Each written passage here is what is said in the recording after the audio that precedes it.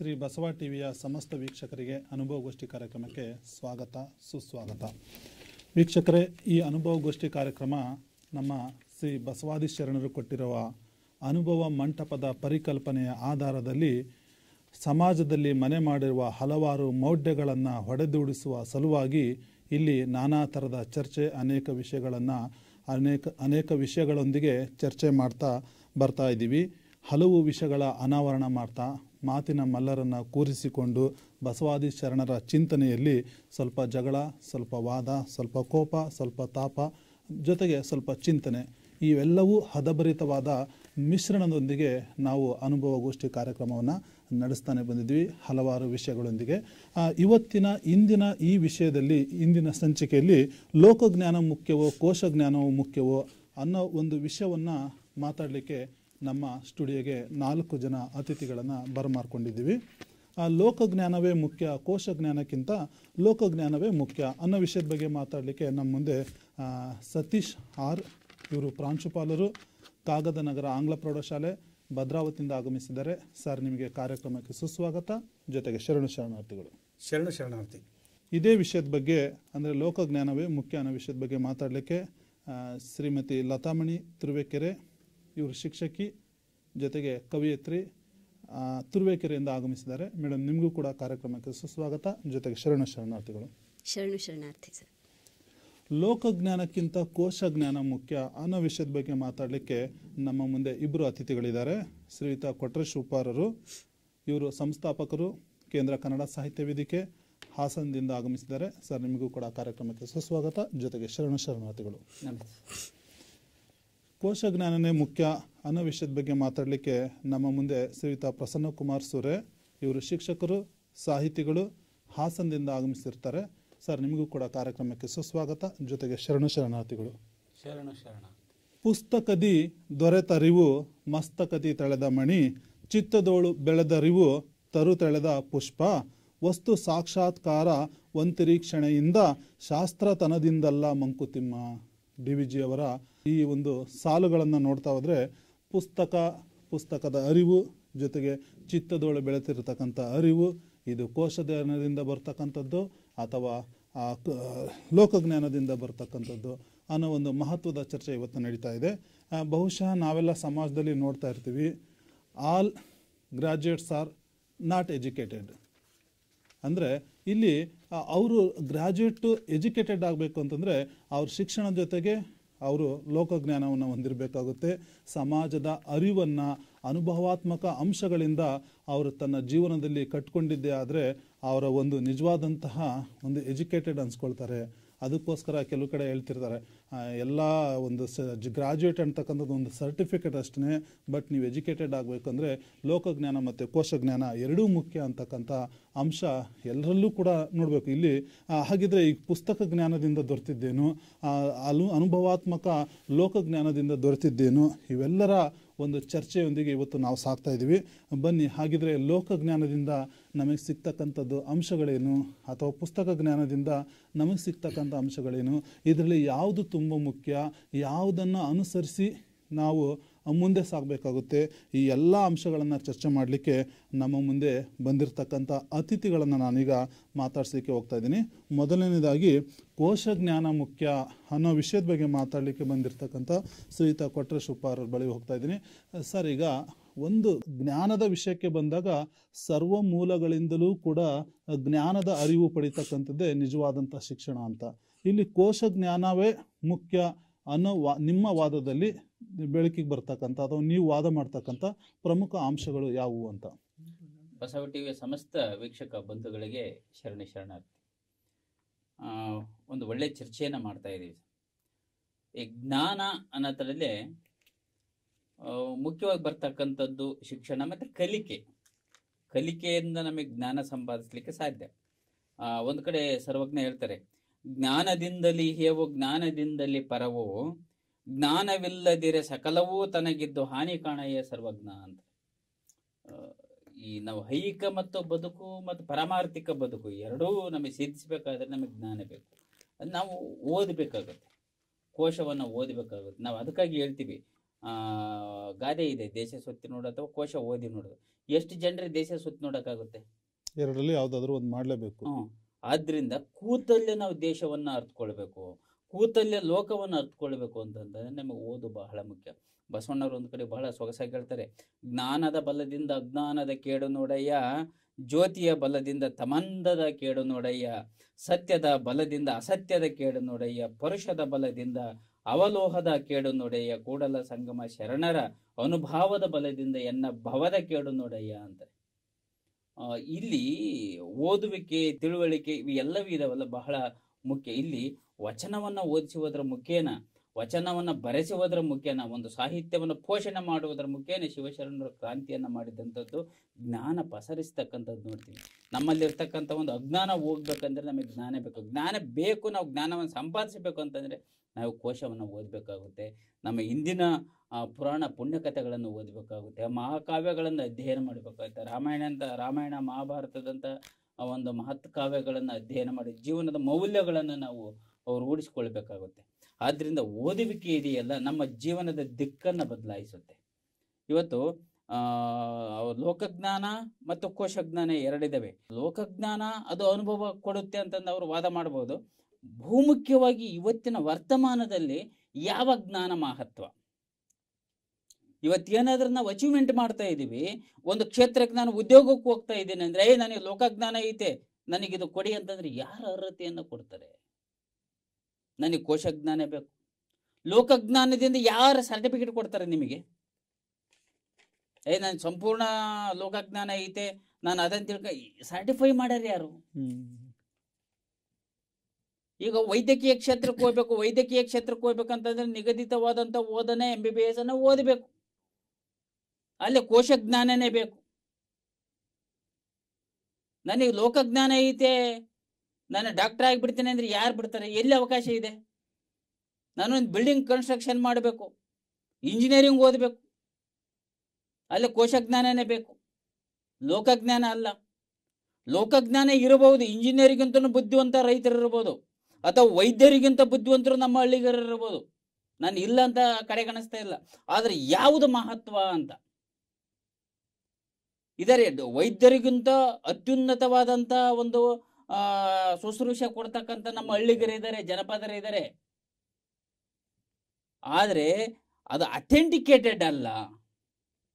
ಈಗ ಒಂದು ಆಪರೇಷನ್ ಮಾಡ್ಬೇಕು, ನನಗೆಲ್ಲ ಗೊತ್ತಿದೆ ಆಪರೇಷನ್ ಮಾಡಿಬಿಡ್ತೀನಿ ಅಂತಂದ್ರೆ ಅಫೆನ್ಸ್ ಆಗ್ಬಿಟ್ಟು ನಾನು ಜೈಲಿಗೆ ಹೋಗ್ಬೇಕಾಗುತ್ತೆ, ಸರ್ಕಾರದಿಂದ ಮಾನ್ಯತೆ ಸಿಗಬೇಕು, ಸರ್ಟಿಫಿಕೇಟ್ ಬೇಕಲ್ಲ ನನಗೆ. ಲೋಕಜ್ಞಾನದಿಂದ ಯಾರು ನಿಮಗೆ ಸರ್ಟಿಫಿಕೇಟ್ ಕೊಡ್ತಾರೆ? ನಾನು ಆಪರೇಷನ್ ಮಾಡ್ತೀನಿ ಅಂತಂದ್ರೆ ಸರ್ಟಿಫಿಕೇಟ್ ಕೊಟ್ಬಿಡ್ತಾರ?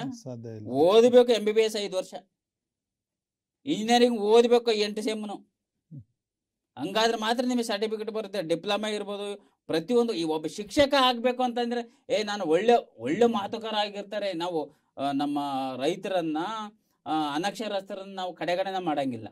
ಒಬ್ಬ ಅನಕ್ಷರಸ್ಥನು ಸಹ ಅದ್ಭುತವಾದಂತ ಶಿಕ್ಷಕನಾಗಿರ್ತಾನೆ, ಅದ್ಭುತವಾದಂತ ಒಂದು ಕಲಿಸುವ ಸಾಮರ್ಥ್ಯ ಇರುತ್ತೆ ಅವನಿಗೆ. ಆದ್ರೆ ಬಂದು ಶಾಲೆಯಲ್ಲಿ ಪಾಠ ಮಾಡಕ್ಕಾಗುತ್ತಾ? ಹಳ್ಳಿಲಿ ಕಟ್ಟೆಯಲ್ಲಿ ಕೂತ್ಕೊಂಡು ಹೇಳ್ಬೋದು, ತನ್ನ ಮುಂದೆ 10-12 ಮಕ್ಕಳನ್ನ 10-12 ಜನರನ್ನು ಕೂರ್ಸ್ಕೊಂಡು ಹೇಳ್ಬೋದು. ಆದ್ರೆ ಅಧಿಕೃತವಾಗಿ ನಾವು ಹೇಳ್ಬೇಕು, ಅಧಿಕೃತವಾಗಿ ಒಂದು ಕಲಿಕೆನ ಕಲಿಸಬೇಕು ಅಂತಂದ್ರೆ ಒಬ್ಬ ಶಿಕ್ಷಕನಾಗಬೇಕು. ಶಿಕ್ಷಕನಾಗಬೇಕು ಅಂತಂದ್ರೆ TCH, D.Ed, B.Ed, MA, M.Ed, ಒಂದು ಶಿಕ್ಷಕ ವೃತ್ತಿಯ ಕ್ವಾಲಿಫಿಕೇಶನ್ ಅವನಿಗೆ ಬೇಕು. ಇಲ್ಲಿ ಓದು ಬಹಳ ಮುಖ್ಯ ಆಗುತ್ತೆ. ಇಲ್ಲಿ ಲೋಕಜ್ಞಾನ ಸಹಜವಾಗಿದ್ದದ್ದು ಬರುತ್ತೆ, ಅದ್ರ ಮಹತ್ವ ನಮ್ಮ ಬದುಕನ್ನು ಕಟ್ಟಿಕೊಡ್ತಕ್ಕಂಥದ್ದು ಲೋಕಜ್ಞಾನಕ್ಕಿಂತನೂ ನಮಗೆ ಕೋಶಜ್ಞಾನ ಬೇಕು. ಇವತ್ತಿನ ಕೋಶಜ್ಞಾನಕ್ಕಾಗಿ ಇವತ್ತು ಮಕ್ಕಳು ಸ್ಪರ್ಧಾತ್ಮಕವಾಗಿ ಓದ್ತಾ ಇರ್ತಕ್ಕಂಥದ್ದು.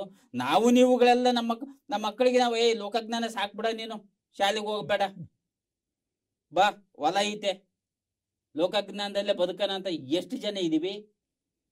ಇವತ್ತು ಅದೇ ಕೋಶಜ್ಞಾನವನ್ನು ಹಿಡ್ಕೊಂಡ್ಬಿಟ್ಟು ಲಕ್ಷಾನುಗಟ್ಲೆ ಬಂಡವಾಳ ಹಾಕೊಂಡು ಡೊನೇಷನ್ ಕಟ್ಟಿ ಅವ್ರು ಹೇಳ್ದಂಗೆ ನಾವು ಯೂನಿಫಾರ್ಮ್ ಹೋಲಿಸ್ಬಿಟ್ಟು ಅವ್ರು ಹೇಳಿದ ಬಸ್ಸಿಗೆ ನಾವು ಹಚ್ಚಿ ಕಳಿಸ್ಬೇಕು, ಸಾವಿರಾನುಗಟ್ಲೆ ಖರ್ಚು ಮಾಡ್ತಿರೋದು ಏನಕ್ಕೆ?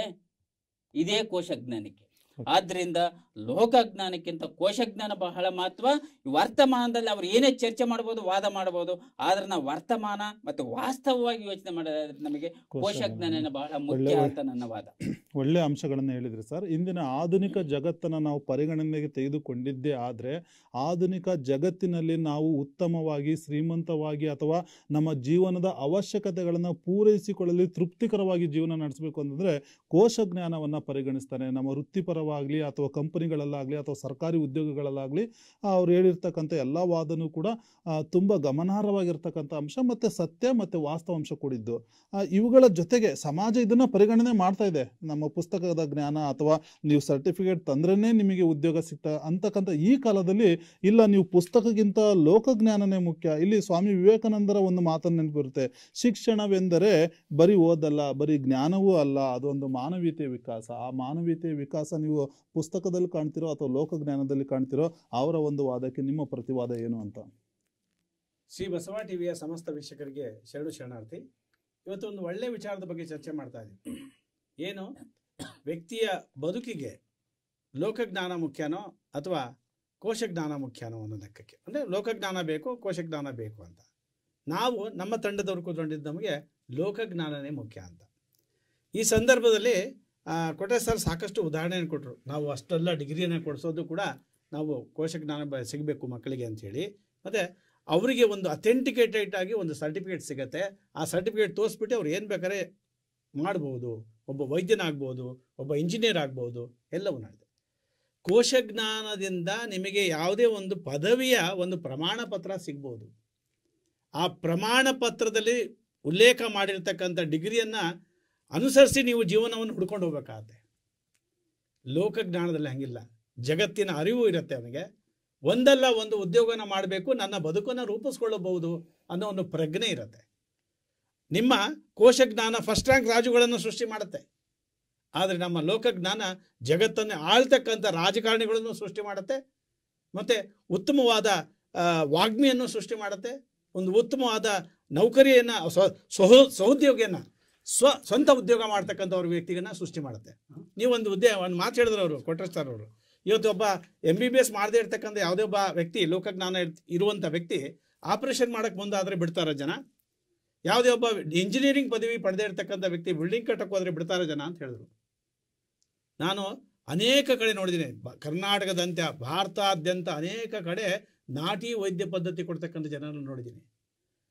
MBBS ಪದವಿ ಪಡೆದಿರ್ತಕ್ಕಂಥ ವೈದ್ಯ ಕೊಟ್ಟಿರ್ತಕ್ಕಂಥ ಔಷಧಿಯಿಂದ ಗುಣ ಆಗದೆ ಇರ್ತಕ್ಕಂಥವ್ರು ನಾಟಿ ವೈದ್ಯರನ್ನು ಅನುಸರಿಸಿ ಹೋಗಿರ್ತಕ್ಕಂಥ ಮತ್ತು ಗುಣಪಡಿಸ್ಕೊಂಡಿರ್ತಕ್ಕಂಥ ಉದಾಹರಣೆ ಇದೆ.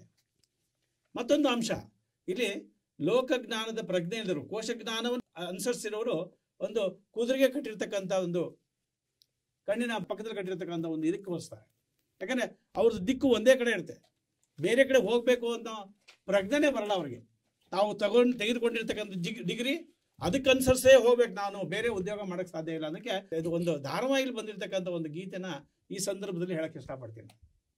ಅಂದರೆ ದಂಡ ಪಿಂಡಗಳು ಇವರು ವೇಷ್ಟು ಬಾಡಿಗಳು, BA BSc BCom ಮಾಡಿ ಕೆಲಸವನ್ನು ಸಿಗದೆ ದಿನಾಲೆ ದಾಡಿ, ಎಲ್ಲರ ಕೈಲೂ ಮುಗಿಸಿಕೊಳ್ಳುವ ವೇಷ್ಟು ಬಾಡಿಗಳು. ನೀವೇ ಹೋಗ್ತಾರೆ, ನಾವ್ ಹೇಳ್ಬೇಕು. ಮುಂದೆ ದಿವಾನ್ ಚಾಕರಿ ಇವರಿಗೆ ಸಿಗಲ್ಲ, ಜವಾನ್ ಚಾಕರಿಗೆ ಇವರೇ ಹೋಗಲ್ಲ. ದಿವಾನ್ ಚಾಕರಿ ಇವರಿಗೆ ಸಿಗಲ್ಲ, ಜವಾನ್ ಚಾಕರಿಗೆ ಇವರೇ ಹೋಗಲ್ಲ. ಇದು ಒಂದು ಹಾಡು ಎಷ್ಟು ಅರ್ಥಗರ್ಭಿತವಾಗಿದೆ ಲೋಕಜ್ಞಾನಕ್ಕೆ ಸಂಬಂಧಪಟ್ಟಂತ ಹೇಳ್ತೀನಿ ನೋಡ್ರಿ. ಲೋಕಜ್ಞಾನವನ್ನ ಇರ್ತಕ್ಕಂಥ ವ್ಯಕ್ತಿ ಯಾವ ಕೆಲಸವನ್ನಾದ್ರೂ ಮಾಡಿ ತನ್ನ ಜೀವನವನ್ನು ರೂಪಿಸ್ಕೊಳ್ಳಕ್ಕೆ ಮುಂದಾಗ್ತಾನೆ. ಆದರೆ ಕೇವಲ ಕೋಶಜ್ಞಾನ ಹೊಂದಿರ್ತಕ್ಕಂಥ ವ್ಯಕ್ತಿ ಪುಸ್ತಕದ ಬದನೆಕಾಯಿ ಆಗಿರ್ತಾನೆ. ಅವನಿಗೆ ನಾಗರಿಕ ಜೀವನದ ಪ್ರಜ್ಞೆ, ಲೋಕಜ್ಞಾನದ ಅರಿವು ಅವನಿಗೆ ಇರೋದಿಲ್ಲ ಅನ್ನೋದು ನನ್ನ ವಾದ. ತುಂಬ ಸುಂದರವಾದಂತಹ ಲೋಕಜ್ಞಾನದ ವಿಶ್ಲೇಷಣೆ ಸತೀಶ್ ಅವರಿಂದ ಆಯಿತು. ಯಾಕಂದರೆ ಲೋಕಜ್ಞಾನ ಮುಖ್ಯ. ಲೋಕಜ್ಞಾನದಿಂದ ನಾವು ಪ್ರತಿಯೊಂದನ್ನು ಕೂಡ ಏನು ಕೋಶಜ್ಞಾನದಿಂದ ಅದು ಸ್ಪರ್ಧಾತ್ಮಕವಾಗಿ ಲೋಕಜ್ಞಾನವೂ ಕೂಡ ಏನು ಕಡಿಮೆ ಇಲ್ಲ ಅನ್ನೋದಕ್ಕೆ ನಾಟಿ ವೈದ್ಯತನವನ್ನು ಕೊಟ್ಟರು, ಸಾಕಷ್ಟು ಉದಾಹರಣೆ ಕೊಟ್ಟರು. ಇಷ್ಟಲ್ಲದೆ ಕೂಡ ನಾವು ಕೋಶಜ್ಞಾನವನ್ನು ತೆಗೆದು ಹಾಕಂಗಿಲ್ಲ. ಯಾಕಂದರೆ ನಾನು ಅಬ್ದುಲ್ ಕಲಾಂರವರ ಜೀವನ ಚರಿತ್ರೆಯನ್ನು ಓದಬೇಕಾದ್ರೆ ಅವರೊಂದು ಮಾತು ಹೇಳ್ತಾರೆ, ನನ್ನ ಜೀವನದಲ್ಲಿ ಸುಮಾರು 50 ವರ್ಷಗಳ ಜೊತೆಗೆ ನನಗೆ ಉತ್ತಮ ಶಾಶ್ವತ ಸಂಗಾತಿಯಾಗಿದ್ದು ನನಗೆ ಒಂದು ಪುಸ್ತಕ. ಅವ್ರು ಉದಾಹರಣೆನೂ ಕೊಡ್ತಾರೆ, ಲೈಟ್ ಫ್ರಮ್ ಮೆನಿ ಲ್ಯಾಂಪ್ಸ್ ಅಂತ. 50 ವರ್ಷಗಳವರೆಗೆ 5 ಸರಿ ಬೈಂಡ್ ಮಾಡಿ ಸತತವಾಗಿ ದುಃಖದಲ್ಲಿದ್ದಾಗ ಆ ಪುಸ್ತಕ ನನಗೆ ಉತ್ತರವಾಗಿತ್ತು, ಸಂತೋಷವಾಗಿದ್ದಲ್ಲೂ ಕೂಡ ಆ ಪುಸ್ತಕ ನನಗೆ ಉತ್ತರವಾಗಿತ್ತು, ಸುಖ ಸಂತೋಷಗಳಲ್ಲಿ ಭಾಗಿಯಾಗಿರ್ತಕ್ಕಂಥದ್ದು ಈ ಪುಸ್ತಕ. ಬಹುಶಃ ಅಬ್ದುಲ್ ಕಲಾಂರಂಥ ಮಹತ್ವದ ವಿಜ್ಞಾನಿಯನ್ನು ಸೃಷ್ಟಿ ಮಾಡಿದ್ದು, ವಿವೇಕಾನಂದನಂಥ ಸಂತನನ್ನು ಸೃಷ್ಟಿ ಮಾಡಿದ್ದು, ಅಂಬೇಡ್ಕರ್ನಂಥ ಸಂವಿಧಾನ ಶಿಲ್ಪಿಯನ್ನು ಸೃಷ್ಟಿ ಮಾಡಿದ್ದು ಈ ಕೋಶಜ್ಞಾನನೇ ಅಲ್ವಾ? ಹಾಗಾಗಿ ಕೋಶಜ್ಞಾನವೂ ಕೂಡ ಇಲ್ಲಿ ಮುಖ್ಯ ಆಗುತ್ತೆ ಅನ್ನೋದಕ್ಕೆ ನೀವು ಇನ್ನೇನು ಅಂಶಗಳನ್ನು ಸೇರಿಸ್ತೀರಿ ಅಂತ. ಸಮಸ್ತ ಬಸವ ಟಿವಿ ವೀಕ್ಷಕರಿಗೆ ಶರಣಾರ್ಥಿ. ಲೋಕಜ್ಞಾನ ಮುಖ್ಯವೋ ಕೋಶಜ್ಞಾನ ಮುಖ್ಯವೋ ಇದರಲ್ಲಿ ಡೌಟೇ ಬೇಡ, ಕೋಶಜ್ಞಾನನೇ ಮುಖ್ಯ.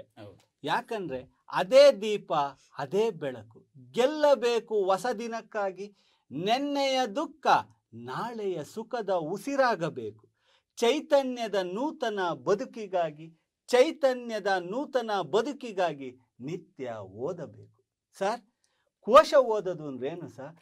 ಬದುಕಿನಲ್ಲಿ ಅವ್ರ ಗುರುಗಳು ಬಹಳ ಚೆನ್ನಾಗಿ ಹೇಳಿದ್ರು, ನಾವು ಲೋಕಜ್ಞಾನ ಓದ್ತೀವಿ, ಏನ್ ಬೇಕಾದ್ರೂ ಬದುಕ್ತೀವಿ, ಏನ್ ಕೆಲಸ ಬೇಕಾದ್ರೂ ಮಾಡ್ತೀವಿ. ಯಾಕೆ ಮಾಡಬೇಕು? ನಾನು I born because of I reach my aim. ನಾನು ಹಿಂಗೆ ಆಗ್ಬೇಕು ಅಂತ ಬದುಕ್ಬೇಕ್ರಿ. ಆ ಕಾಲ ಓತು, ಹೆಂಗಾರ ಬದುಕಪ್ಪ ಅನ್ನೋದು. 5ನೇ ಕ್ಲಾಸ್ ಮಗುನ ತಟ್ಟೇಳು, ನಾನು ಇದಕ್ಕೆ ಓದ್ತಾ ಇದ್ದೀನಿ ಅಂತ. ಗುರಿ ಮುಖ್ಯ. ಹೆಂಗ ಬೇಕಂಗ್ ಬದುಕದ? ಎಷ್ಟು ದಿವಸ ಗುರಿ ಇಲ್ದಿರೋದು? ಅದೇ ಎಷ್ಟು ದಿವಸ? ಅಜ್ಜ ಮುತ್ತಜ್ಜ ನಮ್ಮ ಪೂರ್ವಿಕರೆಲ್ಲ ಹೆಂಗ ಬೇಕ ಬದುಕಿರು. ಎಲ್ಲಾ ಜ್ಞಾನನೂ ಮುಖ್ಯ, ಅದ್ರಲ್ಲೇನು ಮುಖ್ಯ ಅಲ್ಲ. ಆದ್ರೆ ಶ್ರೇಷ್ಠ ಜ್ಞಾನ ಯಾವುದು ಅಂದ್ರೆ ಕೋಶಜ್ಞಾನ. ನಾವು ಲೋಕಜ್ಞಾನ ಮುಖ್ಯ ಅಂತ ಹೇಳ್ತಾ ಇಲ್ಲ, ಕೋಶಜ್ಞಾನ ಶ್ರೇಷ್ಠವಾದ ಜ್ಞಾನ. ಯಾಕಂದ್ರೆ ಸರ್, ಒಂದು ಪುಸ್ತಕ ಕಟ್ಕೊಡುತ್ತಲ್ಲ, ನನ್ನ ದುಃಖವನ್ನ ನೀಗಿಸುತ್ತೆ ಸರ್, ನನ್ನ ಸಂತೋಷದ ಜೊತೆಗಾತಿ ಸಹ ಅದು ಪುಸ್ತಕ ನನ್ನ ಬದುಕನ್ನ ಶ್ರೇಷ್ಠವನ್ನಾಗಿಸುತ್ತೆ. ನೀವು ನೋಡಿ, ಒಂದು ಚಲನಚಿತ್ರದಲ್ಲಿ ಒಂದು ಅದ್ಭುತವಾದ ಸನ್ನಿವೇಶ ಬರುತ್ತೆ. ಗಂಗಾ ಪುಸ್ತಕವನ್ನು ತೆರೆದಳು, ಗಂಗಾ ಓದ್ತಾ ನಾಗವಲ್ಲಿ ಆದಳು, ತಾನೇ ನಾಗವಲ್ಲಿ ಎಂದು ಭಾವಿಸಿದಳು, ನಾಗವಲ್ಲಿಯೇ ಆದಳು. ಸರ್, ಒಂದು ಪುಸ್ತಕ ಸರ್ ಅದು.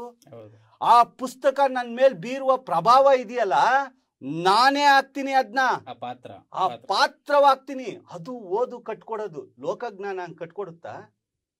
ಲೋಕಜ್ಞಾನ ಅನುಭವ ಕೊಡುತ್ತೆ, ಇಲ್ಲ ಅಂತ. ಆ ಅನುಭವ ನಿನ್ನನ್ನು ಶ್ರೇಷ್ಠನನ್ನಾಗಿ ಮಾಡಲ್ಲ. ಯಾಕೆಂದ್ರೆ ಒಂದು ಮಹಾತ್ಮ ಗಾಂಧಿ ಪುಸ್ತಕ ಮೈ ಟ್ರೂತ್, ನನ್ನ ಸತ್ಯಾನ್ವೇಷಣೆ, ನೀವು ಓದಿಸ 3 ದಿವಸ ಡಿಸ್ಟರ್ಬ್ ಆಗದವ್ರು ಕೇಳಿ. ಒಂದು ಮಹಾತ್ಮ ಗಾಂಧಿ ಬುಕ್ ನಿಮಗೆ ಶೇಕ್ಸ್ಪಿಯರ್ ಬರೆದಂತ ಮೌಲ್ಯಗಳು ನನಗೆ ಹೆಂಗ್ ಸರ್ ತಿಳಿತವೆ? ಬಸವಣ್ಣನವರ ಕಾಯಕವೇ ಕೈಲಾಸ, ನಾನು ಅವಾಗೆಲ್ಲ ಹೋಗಿ ತಿರ್ಗಕ್ಕಾಗುತ್ತೆ ಸರ್, ಕೋಶ ಓದಕ್ಕಾಗುತ್ತೆ, ಲೋಕ ತಿರ್ಗಕ್ಕಾಗುತ್ತೆ ಸರ್? ಕೋಶ ನನಗೆ ತಿಳಿಸುತ್ತಾ? ಸತ್ಯವಾಕ್ಯಕ್ಕೆ ತಪ್ಪಿ ನಡೆದರೆ ಮೆಚ್ಚನ ಪರಮಾತ್ಮನು. ನಾನೇನು ಗೋವೆಲ್ಲ ಹುಡುಕೇನೋ ಅಲ್ಲ, ಪುಣ್ಯಕೋಟಿ ಪುಸ್ತಕದಲ್ಲಿ ಬರೆದಂತ ನೀತಿ ನನ್ನ ಮಕ್ಕಳಿಗೆ ಪಾಠ ಆಯ್ತಲ್ಲ ಸರ್. ಮೌಲ್ಯ ಕಲಿಸ್ಲಿಲ್ವ ಪುಸ್ತಕ? ಒಂದು ಪುಸ್ತಕ ಓದುತ್ತಾ ನೀವು ಶ್ರೀಕೃಷ್ಣ ಸಾಮ್ರಾಜ್ಯದಲ್ಲಿ ಮುತ್ತು ರತ್ನಗಳನ್ನು ಅಳೆಯುತ್ತಿದ್ದ ರಸ್ತೆಗಳಲ್ಲೇ ಮಾರ್ತಾ ಇದ್ರು. ಹೆಂಗ್ ಸರ್ ಗೊತ್ತಾಯ್ತು ನಂಗೆ? ನಾನು ಅವಾಗಿದ್ನ ಅಲ್ಲಿದ್ನ, ನಾನು ಇರಕ್ಕಾಗುತ್ತಾ? ಈ ಇತಿಹಾಸದ ಚರಿತ್ರೆಗಳನ್ನ ತಿಳಿಸುತ್ತೆ.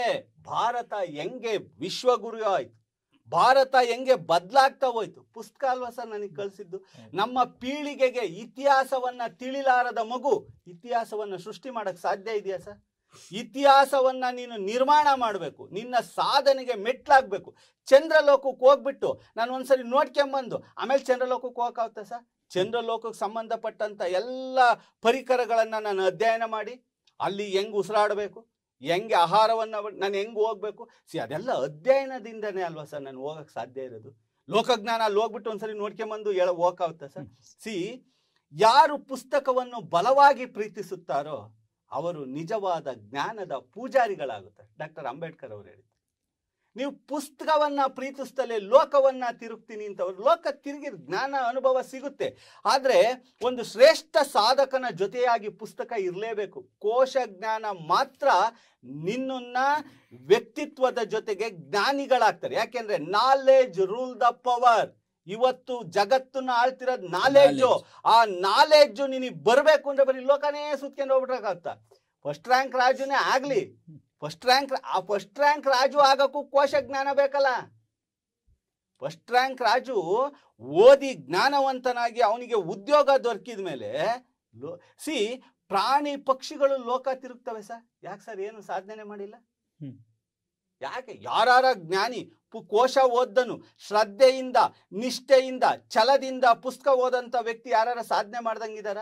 ಸಾಧಕ ಪುಸ್ತಕದ ಹೊರಗೆ ಬರಬೇಕು. ಕೋಶ ಜ್ಞಾನದಿಂದ ಹೊರಬಂದಂತ ಮಗು ವಿಶ್ವಮಾನವನಾಗ್ತಾನೆ. ಈಗ ಮಹಾತ್ಮ ಗಾಂಧೀಜಿಯವರು, ಅಬ್ದುಲ್ ಕಲಾಂ ರವರು, ಅಂಬೇಡ್ಕರ್ ರವರು ಕೋಶ ಜ್ಞಾನದಿಂದ ಹೊರಬಂದ ದಿವ್ಯ ಪ್ರತಿಭೆಗಳು. ನೀವು ಓದುತ್ತಾ ಓದುತ್ತಾ ಮನಸ್ಸು ಅಳ್ತಾ ಹೋಗುತ್ತೆ, ತಮವನ್ನ ಅಳಸಾಕುತ್ತೆ. ಓದುತ್ತಾ ಓದುತ್ತಾ ಜ್ಞಾನ ವಿಕಾಸ ಆಗ್ತಾ ಹೋಗುತ್ತೆ.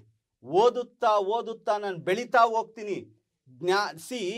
ಭೌತಿಕ ನಾಲೆಡ್ಜ್ ಇದೆಯಲ್ಲ, ಅದು ಕೋಶ ಜ್ಞಾನದಿಂದ ಮಾತ್ರ ಬರುವಂಥದ್ದು. ನಿನ್ನ ಜೊತೆಗಾರಿ ಎಲ್ಲಿ ತನಕ ಪುಸ್ತಕಗಳು, ಅವ್ರು ಅದ್ಭುತವಾಗಿ ಒಂದು ಇದು ಹೇಳಿರು, ಹಾಡು ಹೇಳಿರು ಧಾರಾವಾಹಿ. ನಾನು ಒಂದು ಹಾಡನ್ನ ಬದಲಾಯಿಸಿ ಹೇಳ್ತಾ ಇದ್ದೀನಿ. ಅಯ್ಯಯ್ಯಯ್ಯೋ ಹಳ್ಳಿ ಮುಕ್ಕ, ಅಯ್ಯಯ್ಯಯ್ಯೋ ಹಳ್ಳಿ ಮುಕ್ಕ, ಅಲ್ಲಿ ಇಲ್ಲಿ ತಿರುಗಿ ತಿರುಗಿ ಕೆಟ್ಟೇ ಬಿಟ್ಟ, ಎಲ್ಲೋ ಸುತ್ತಿ ಏನೋ ನೋಡಿ ಬೆಪ್ಪಾದಲ್ಲೋ ಕಪ್ಪ. ತಿರುಗ್ದರೆಲ್ಲ ಲೋಕಜ್ಞಾನ ಪಡ್ಕೊಂಡು ವಿಶ್ವಶ್ರೇಷ್ಠರಾಗಿದ್ದಾರ? ಅನುಭವ ನಿನ್ನನ್ನ ಮಾಗಿಸ್ಬೋದು, ಒಂದು ಬದುಕನ್ನ ಕಟ್ಬೋದು, ಆದ್ರೆ ಕೋಶ ಜ್ಞಾನ ನಿನ್ನನ್ನ ಶ್ರೇಷ್ಠನನ್ನಾಗಿ ಮಾಡುತ್ತೆ. ಹಂಗಾಗಿ ಕೋಶ ಜ್ಞಾನನೇ ಶ್ರೇಷ್ಠ ಅನ್ನೋದು ನನ್ನ ವಾದ. ಉತ್ತಮವಾಗಿರ್ತಕ್ಕಂಥ ಅಂಶಗಳನ್ನ ಹೇಳಿದೆ. ಯಾಕಂದ್ರೆ ಕೋಶ ಜ್ಞಾನದ ಮಹತ್ವ ಇವತ್ತು ಲೋಕಜ್ಞಾನದಲ್ಲಿ ಸಿಗಲ್ಲ. ಯಾಕಂದ್ರೆ ಆಧುನಿಕ ಪ್ರಪಂಚ ಹೆಂಗಿದೆ ಅಂತಂದ್ರೆ, ಹಿಂದೆ ನಮ್ಮ ಜನಪದರು ಹೇಳ್ತಾ ಇದ್ರು, ಆಡಿಬಾಯನ ಕಂದ ಅಂಗಾಲ ತೊಳೆದೇನು, ತೆಂಗಿನಕಾಯಿ ತಿಳಿ ನೀರ ತಕೊಂಡು ಬಂಗಾರ ಮೋರೆ ತೊಳೆದೇನು ಅಂತಂದು. ಈಗ ಆಡಕ್ ಬಿಟ್ರೆ ಕಾಲು ಮುರಿತಾರೆ, ಎಲ್ಲಿಂದ ಸುತ್ತಕ್ಕಾಗುತ್ತೆ? ಕೋಶನೇ ಓದ್ಬೇಕು ಅವನು. ಆಧುನಿಕ ಪ್ರಪಂಚದ ಒಂದು ಶಿಕ್ಷಣದ ವ್ಯವಸ್ಥೆ ಹೇಗಿದೆ ಅಂತಂದ್ರೆ, ಆ ಮಹಾನಗರಗಳಲ್ಲಿ ಎಕ್ಸ್ಪೆಷಲಿ ಅವ್ರು ಏನ್ ಮಾಡ್ತಾರೆ, ತಂದೆ ತಾಯಿಗಳು ಸ್ಕೂಲಿಂದ ಹೊರಟ ತಕ್ಷಣ ಮಗುನನ್ನ ಒಂದು ಹೈಬ್ರಿಡ್ ತಳಿ ತರ ಮನೆ ಒಳಗೆ ಬಿಟ್ಟು ಪೂಜೆ ಕಾಪಾಡ್ತಕ್ಕಂಥ ಪರಿಸ್ಥಿತಿಯಲ್ಲಿ ಲೋಕಜ್ಞಾನ ಇವತ್ತು ಸಿಗುತ್ತಾ ಸರ್ ಅಂತ. ಆದ್ರೂ ಕೂಡ ಈ ಕೋಶ ಜ್ಞಾನದ ಜೊತೆಗೆ ಲೋಕಜ್ಞಾನನೂ ಕೂಡ ಇರಬೇಕು. ಅವರಿಗೆ ಒಂದು ಉತ್ತಮವಾಗಿರ್ತಕ್ಕಂಥ ನೀವು ಗ್ರಾಜುಯೇಟ್ಗಳನ್ನ ಸೃಷ್ಟಿ ಮಾಡ್ತೀರಿ, ಆದ್ರೆ ವಿದ್ಯಾವಂತರಾಗಬೇಕು ಅಂದ್ರೆ ಮತ್ತೆ ಸಮಾಜದ ಅರಿವು ಬೇಕಾಗುತ್ತೆ. ಒಂದು ಸಮಾಜದ ಹೊರಗಡೆ ಏನೇನು ನಡೀತಿದೆ ಅಂತಕ್ಕಂಥದ್ದು ಕೆಲವು ಎಲ್ಲಾ ಜ್ಞಾನವನ್ನು ಕೂಡ ಕೋಶ ಜ್ಞಾನವನ್ನ ಕಳ್ಸ್ಕೊಳ್ಳೋದು. ಅದಕ್ಕೆ GS ಶಿವರುದ್ರಪ್ಪರವರು ಒಂದು ಮಾತಾಡ್ತಾರೆ. ಶಿವಪ್ಪನವರು, KP ಶಿವಪ್ಪನವರು ಒಂದು ಕವನ ಹೇಳ್ತಾರೆ, ಕಲಿಸೆನೆಗೆ ಹೋಗುರುವೆ ಮರಗುವುದ, ಮಣಿಯುವುದ, ಪರಸುಖಕ್ಕೆ ಹಿಗ್ಗುವುದ, ನೋವ ನಿಳಿಸುವುದ, ಬೀಗದಿಹ ಮನನೊಂದ ಸರಳತೆಗೆ ನೀನೆಡೆಗೆ ಮನ್ನಿಸೈ ತಪ್ಪುಗಳ ಮುದ್ದುರಾಮ ಅಂತ.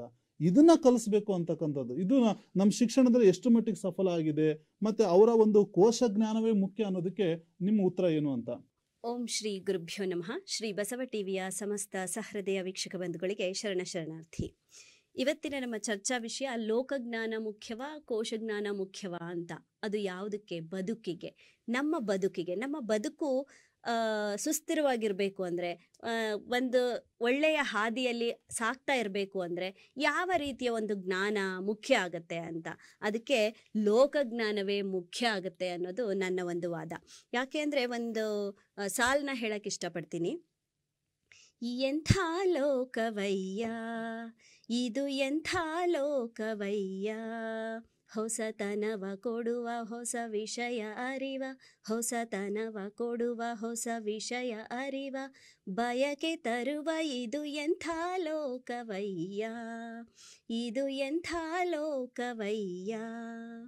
ಕಡಲಲ್ಲಿ ಧುಮುಕಿ ಹೋರಾಡುವ, ಮುಗಿಲೇರಿ ಮೇಲೆ ತೇಲಾಡುವ, ಆ ಚಂದ್ರನೆಡೆಗೆ ನಡೆವ ಅಂತ ಈ ಲೋಕದ ಆಗು ಹೋಗುಗಳನ್ನು, ವಿಸ್ಮಯಗಳನ್ನು, ಲೋಕದಲ್ಲಿ ಅರಿಯಬೇಕಾದಂತಹ ಜ್ಞಾನಗಳನ್ನು ಈ ಸಾಲಿನಲ್ಲಿ ನಾವು ಕಾಣ್ಬೋದಾಗಿದೆ.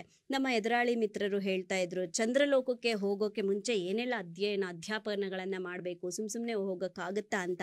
ನಾವು ಏನೇ ಅಧ್ಯಾಪನಗಳನ್ನು ಮಾಡಿಕೊಂಡ್ರೂ ಕೂಡ ಆ ಚಂದ್ರಲೋಕಕ್ಕೆ ಹೋದಾಗ ಸಿಗುವಂತಹ ಅನುಭವ ಏನಿದೆ, ಆ ಅನುಭವ ಬರೀ ಕಲ್ಪನೆಯಲ್ಲಿ ಅಷ್ಟೇ ಸಾಧ್ಯ ಆಗುತ್ತೆ ಹೊರತು ಆ ನೈಜತೆ ದೊರೆಯೋದಿಲ್ಲ. ಆ ನೈಜತೆ ಯಾವ ರೀತಿ ಇರುತ್ತೆ ಅಂದರೆ, ನೀವು ಹೇಳಿದ್ರಿ, ಅವಳು ಬುಕ್ಕನ್ನು ತೆರೆದಳು, ಓದಿದಳು, ತನಗೆ ತಾನೇ ನಾಗವಲ್ಲಿ ಆದಳು ಅಂತ ಹೇಳಿದ್ರಲ್ಲ, ಆ ರೀತಿ ಆಗ್ಬೋದೇ ವಿನಃ ಆ ನೈಜತೆ ಅಲ್ಲಿ ಏನಾಯ್ತು, ಆ ನೈಜತೆ ಅನುಭವ ಇದೆಯಲ್ಲ, ಅದು ಆಗೋದು ತುಂಬಾ ಕಷ್ಟ ಅಂತ ಹೇಳ್ತೀನಿ. ಅದಕ್ಕೆ ಒಂದು ಉದಾಹರಣೆ ಅಂದ್ರೆ ಸರ್ ಹೇಳ್ದಾಗೆ ಫಸ್ಟ್ ರ್ಯಾಂಕ್ ರಾಜು. ಈ ಫಸ್ಟ್ ರ್ಯಾಂಕ್ ರಾಜು ಕೋಶವನ್ನ ಓದ್ತಾನೆ, ಅಪಾರ ಜ್ಞಾನವನ್ನ ತಿಳ್ಕೊತಾನೆ, ಆದ್ರೆ ಲೋಕಜ್ಞಾನ ಇರೋದಿಲ್ಲ, ವ್ಯವಹಾರ ಜ್ಞಾನ ಇರೋದಿಲ್ಲ. ನಾವು ಲೋಕದಲ್ಲಿ ಸಮಾಜದ ನಡುವೆ ಬದುಕಿ ಬಾಳ್ಬೇಕು ಅಂದ್ರೆ ಲೋಕಜ್ಞಾನ ಅಲ್ಲಿ ತುಂಬಾ ಮುಖ್ಯ ಆಗುತ್ತೆ. ಯಾಕೆ ಅಂದ್ರೆ ಫಸ್ಟ್ ರ್ಯಾಂಕ್ ರಾಜು ಅಂತ ಏನ್ ಹೇಳಿದ್ರು ಸರ್, ಅವನು ಒಮ್ಮೆ ಮಾರುಕಟ್ಟೆಗೆ ಹೋಗ್ತಾನೆ. ಮಾರುಕಟ್ಟೆಗೆ ಹೋಗ್ಬಿಟ್ಟು ತರಕಾರಿ ಕೊಳ್ಬೇಕು ಅಂತ ಹೋಗಿರ್ತಾನೆ. ಅವರ ಪೋಷಕರು ಹೇಳಿರ್ತಾರೆ, ಇಂಥ ತರಕಾರಿ ಇಷ್ಟು ಬೆಲೆ ಇರುತ್ತೆ, ನೋಡ್ಕೊಂಡು ತಗೊಂಡ್ ಬಾರಪ್ಪ ಅಂತ. ಮತ್ತೆ ಅವನು ಕೋಶಜ್ಞಾನ ಓದಿರೋದ್ರಿಂದ ಲೆಕ್ಕಾಚಾರದಲ್ಲಿ ಪಕ್ವವಾಗಿರ್ತಾನೆ. ಸೊ ಹೋದಾಗ 20 ರೂಪಾಯಿ ಕೆಜಿ ಟೊಮೊಟೊ ಅಂತ ಇರುತ್ತೆ, 2 ಕೆಜಿ ಕೊಡಿ ಅಂದಾಗ 20 40 ರೂಪಾಯಿ ಕೆಜಿ ಟೊಮೆಟೊ ಆಗಿರುತ್ತೆ. 2 ಕೆಜಿ ತಗೋತಾನೆ, 40 ರೂಪಾಯಿ ಬಿಲ್ ಆಗುತ್ತೆ. ಅವಾಗ ಅವನು ಹೇಳ್ತಾನೆ, ವ್ಯಾಪಾರಿ ಹೇಳ್ತಾನೆ, 2 ಕೆಜಿಗೆ ನಾನು 35 ರಂಗ್ ಹಾಕ್ಕೊಡ್ತೀನಿ, ತಗೊಳಪ್ಪ ಅಂತ ಹೇಳಿ. ಆದ್ರೆ ಅವನು ಹೇಳ್ತಾನೆ, ಏನಯ್ಯ ಮಾತಾಡ್ತಾ ಇದೀಯಾ, ಲೆಕ್ಕಜ್ಞಾನ ಇದೆಯಾ ನಿನ್ಗೆ, ನೀನೇನು ಓದಿಲ್ವಾ? 1 ಕೆಜಿಗೆ 20 ರೂಪಾಯಿ ಆಯ್ತು ಅಂದ್ರೆ 2 ಕೆಜಿಗೆ 40 ರೂಪಾಯಿ, ಲೆಕ್ಕನೇ ಬರಲ್ವಲ್ಲೋ ನಿನ್ಗೆ, ಎಂತ ಗುಗ್ಗುನೋ ನೀನು ಅಂತ ಹೇಳ್ಬಿಟ್ಟು 40 ರೂಪಾಯಿ ಕೊಟ್ಟು ಹೋಗ್ತಾನೆ. ಅಲ್ಲಿಗೆ ಅವನ ಜ್ಞಾನ ಯಾವ ರೀತಿ ಇದೆ ಅನ್ನೋದನ್ನ ನಾವು ಯೋಚನೆ ಮಾಡ್ಬೇಕಾಗತ್ತೆ. ಅವನಾಗೆ ವ್ಯಾಪಾರಿನೇ ಒಂದಿಷ್ಟು ರಿಯಾಯಿತಿನ ಕೊಟ್ಟಾಗ ತನ್ನ ಉಳಿಕೆನಲ್ಲಿ ಎಷ್ಟೆಲ್ಲ ಉಳಿಸ್ಬೋದು, ಯಾವ ರೀತಿ ಉಳಿಸ್ಬೋದು ಅನ್ನೋ ಒಂದು ಲೋಕಜ್ಞಾನ ಇಲ್ಲದೆ ಇದ್ದಾಗ ಈ ರೀತಿ ವೆಚ್ಚಗಳು ಆಗ್ತಾ ಇರುತ್ತೆ. ಹಾಗೆ ಅವನ ಒಂದು ಜ್ಞಾನದ ಮಿತಿ ಎಷ್ಟಿದೆ ಅನ್ನೋದನ್ನ ಅದು ತೋರಿಸ್ಕೊಡುತ್ತೆ.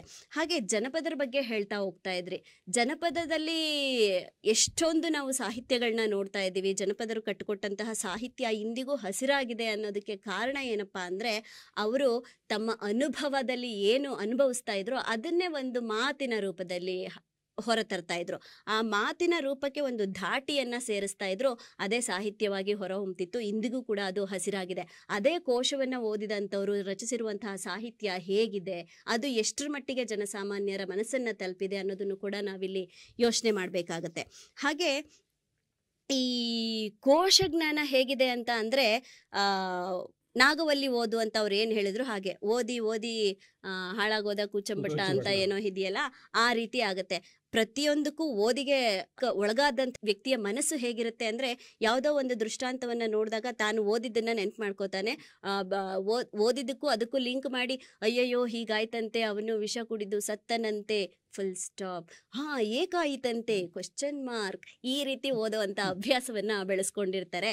ಈ ಕೋಶಜ್ಞಾನ ಈ ರೀತಿಯ ಜ್ಞಾನವನ್ನ ಪಸರಿಸೋದ್ರಿಂದ ಲೋಕಜ್ಞಾನ ಇಂತಹ ಜ್ಞಾನವನ್ನ, ಈ ಕೋಶಜ್ಞಾನದಿಂದ ಏನು ಒಂದು ಸೀಮಿತ ಚೌಕಟ್ಟಿನ ಜ್ಞಾನ ಇರುತ್ತೆ ಅದನ್ನೆಲ್ಲ ಒಡೆದು ವಿಸ್ತಾರವಾದ ಜ್ಞಾನವನ್ನ ತಿಳಿಸೋದ್ರಲ್ಲಿ ಲೋಕಜ್ಞಾನ ಎತ್ತಿದ ಕೈಯಾಗಿರುತ್ತೆ. ಹಾಗಾಗಿ ಕೋಶಜ್ಞಾನಕ್ಕಿಂತ ಮಿಗಿಲಾಗಿ ಒಬ್ಬ ವ್ಯಕ್ತಿಯ ಜೀವನ ರೂಪುಗೊಳ್ಬೇಕು ಅಂದ್ರೆ ಯಾವುದೇ ಸಹಕಾರ ಸಹಾಯ ಇಲ್ಲದೇನೂ ಕೂಡ, ಯಾರ ಒಂದು ಅವಲಂಬನೆಯೂ ಇಲ್ಲದೆ ಕೂಡ ನಾನು ಸ್ವತಂತ್ರವಾಗಿ ಜೀವನವನ್ನ ಸಾಗಿಸಬಲ್ಲೆ ಅನ್ನೋವಂಥ ಛಲ ತುಂಬುವಂಥ ಜ್ಞಾನ ಲೋಕಜ್ಞಾನದಿಂದ ಸಿಗುತ್ತೆ ಹೊರತು ಕೋಶಜ್ಞಾನದಿಂದ ಸಿಗೋದಿಲ್ಲ.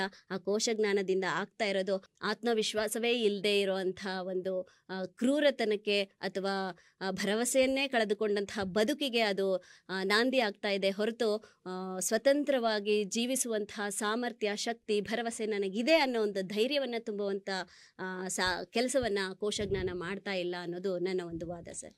ಉತ್ತಮವಾಗಿರ್ತಕ್ಕಂಥ ಅಂಶಗಳೊಂದಿಗೆ ಲತಾಮಣಿಯವರ ವಾದ ತುಂಬ ಸುಂದರವಾಗಿತ್ತು. ಅವನು ಪುಸ್ತಕ ಓದಿದ, ಆತ ಪುಸ್ತಕದೊಳಗೂ ಅವನೇ ಪುಸ್ತಕವಾದ, ಅವನೇ ಕೂಚುಬಟ್ಟ ಆದ, ಅವನೇ ಅಂತರ್ಮುಖಿಯಾದ, ಮಿಕ್ಕೆಲ್ಲ ಸಮಸ್ಯೆಗಳಿಗೆ ಕಾರಣರಾದ ಅಂತಕ್ಕಂಥದ್ದನ್ನು ತಮ್ಮ ಸುಂದರವಾಗಿರ್ತಕ್ಕಂಥ ಭಾಷಣದ ಮೂಲಕ ತಮ್ಮ ವಾದವನ್ನು ಮುಂದಿಟ್ಟರು. ಇಷ್ಟೆಲ್ಲ ಪುಸ್ತಕಗಳು ಅಂತರ್ಮುಖಿತನ ಕಟ್ಕೊಡುತ್ತೆ, ಮತ್ತು ಲೋಕಜ್ಞಾನವನ್ನು ತಂದು ಕೊಡೋದಿಲ್ಲ. ಎಷ್ಟೇ ಆದರೂ ಆ ಒಂದು ಚೌಕಟ್ಟಿನೊಳಗೆ ಬಾವಿ ಕಪ್ಪೆಯಂತೆ ಬದುಕಬೇಕಾದಂಥ ಸಂದರ್ಭ ಪುಸ್ತಕಗಳು ಒದಗಿಸ್ಕೊಡುತ್ತೆ ಅನ್ನೋ ಒಂದು ಅವರ ಒಂದು ವಾದದ ಸಾರಾಂಶದ ಜೊತೆಗೆ ನಾನು ಕೊಟ್ರೆ ಸರ್ ಹತ್ರ ಹೋಗ್ತೀನಿ. ಅವ್ರು ಏನೇ ವಾದ ಮಾಡಿದ್ರು ಈ ವರ್ತಮಾನದ ಪರಿಸ್ಥಿತಿಯಲ್ಲಿ ನಾವು ಲೋಕಜ್ಞಾನ ಏನಂತಂದರೆ ಆ ವರ್ತಮಾನದ ವಾಸ್ತವತೆಯನ್ನು ಮಾತ್ರ ಕಟ್ಕೊಡುತ್ತೆ ಹೊರತು ಹಲವಾರು ತಲೆಮಾರುಗಳಿಗೆ ಕಟ್ಟಿಕೊಟ್ಟಿರ್ತಕ್ಕಂಥ ಪುಸ್ತಕದ ಜ್ಞಾನ ಅಂತೂ ಕಟ್ಕೊಡೋಕ್ಕೆ ಸಾಧ್ಯ ಇಲ್ಲ. ಇಲ್ಲಿ ಇತಿಹಾಸ ಇದೆ, ಚರಿತ್ರೆ ಇದೆ, ನಮ್ಮ ಹಿರಿಯರು ಹಾಕಿಕೊಟ್ಟಂತಹ ಸಂಸ್ಕೃತಿಯ ಸಾರವಿದೆ. ಇವೆಲ್ಲ ಹೋಗ್ಬೇಕು ಅಂದ್ರೆ ಮತ್ತೆ ನಾವು ಪುಸ್ತಕಗಳಿಗೆ ಹೋಗ್ಬೇಕಾಗುತ್ತೆ. ಏನ್ ಹೇಳ್ತೀರಾ ಸರ್? ನೋಡಿ, ಅವರು ಒಂದು ಆತ್ಮಹತ್ಯೆ ಪದವನ್ನು ಬಳಸಿದ್ರು ಈಗ ಕೊನೆ ಹಂತದಲ್ಲಿ ಅವರು ಮಾತಾಡಲಿ. ಅದು ಕೋಶಜ್ಞಾನದಿಂದ ಆತ್ಮಹತ್ಯೆ ಅಂತ ಒಂದು ಪದವನ್ನು ಬಳಸಿದ್ರು. ಆತ್ಮಹತ್ಯೆಗೆ ವೈದ್ಯರು ಅನಕ್ಷರಸ್ಥರು ಮಡಿಕೊಳ್ಳೋದೇ ಇಲ್ವಾ?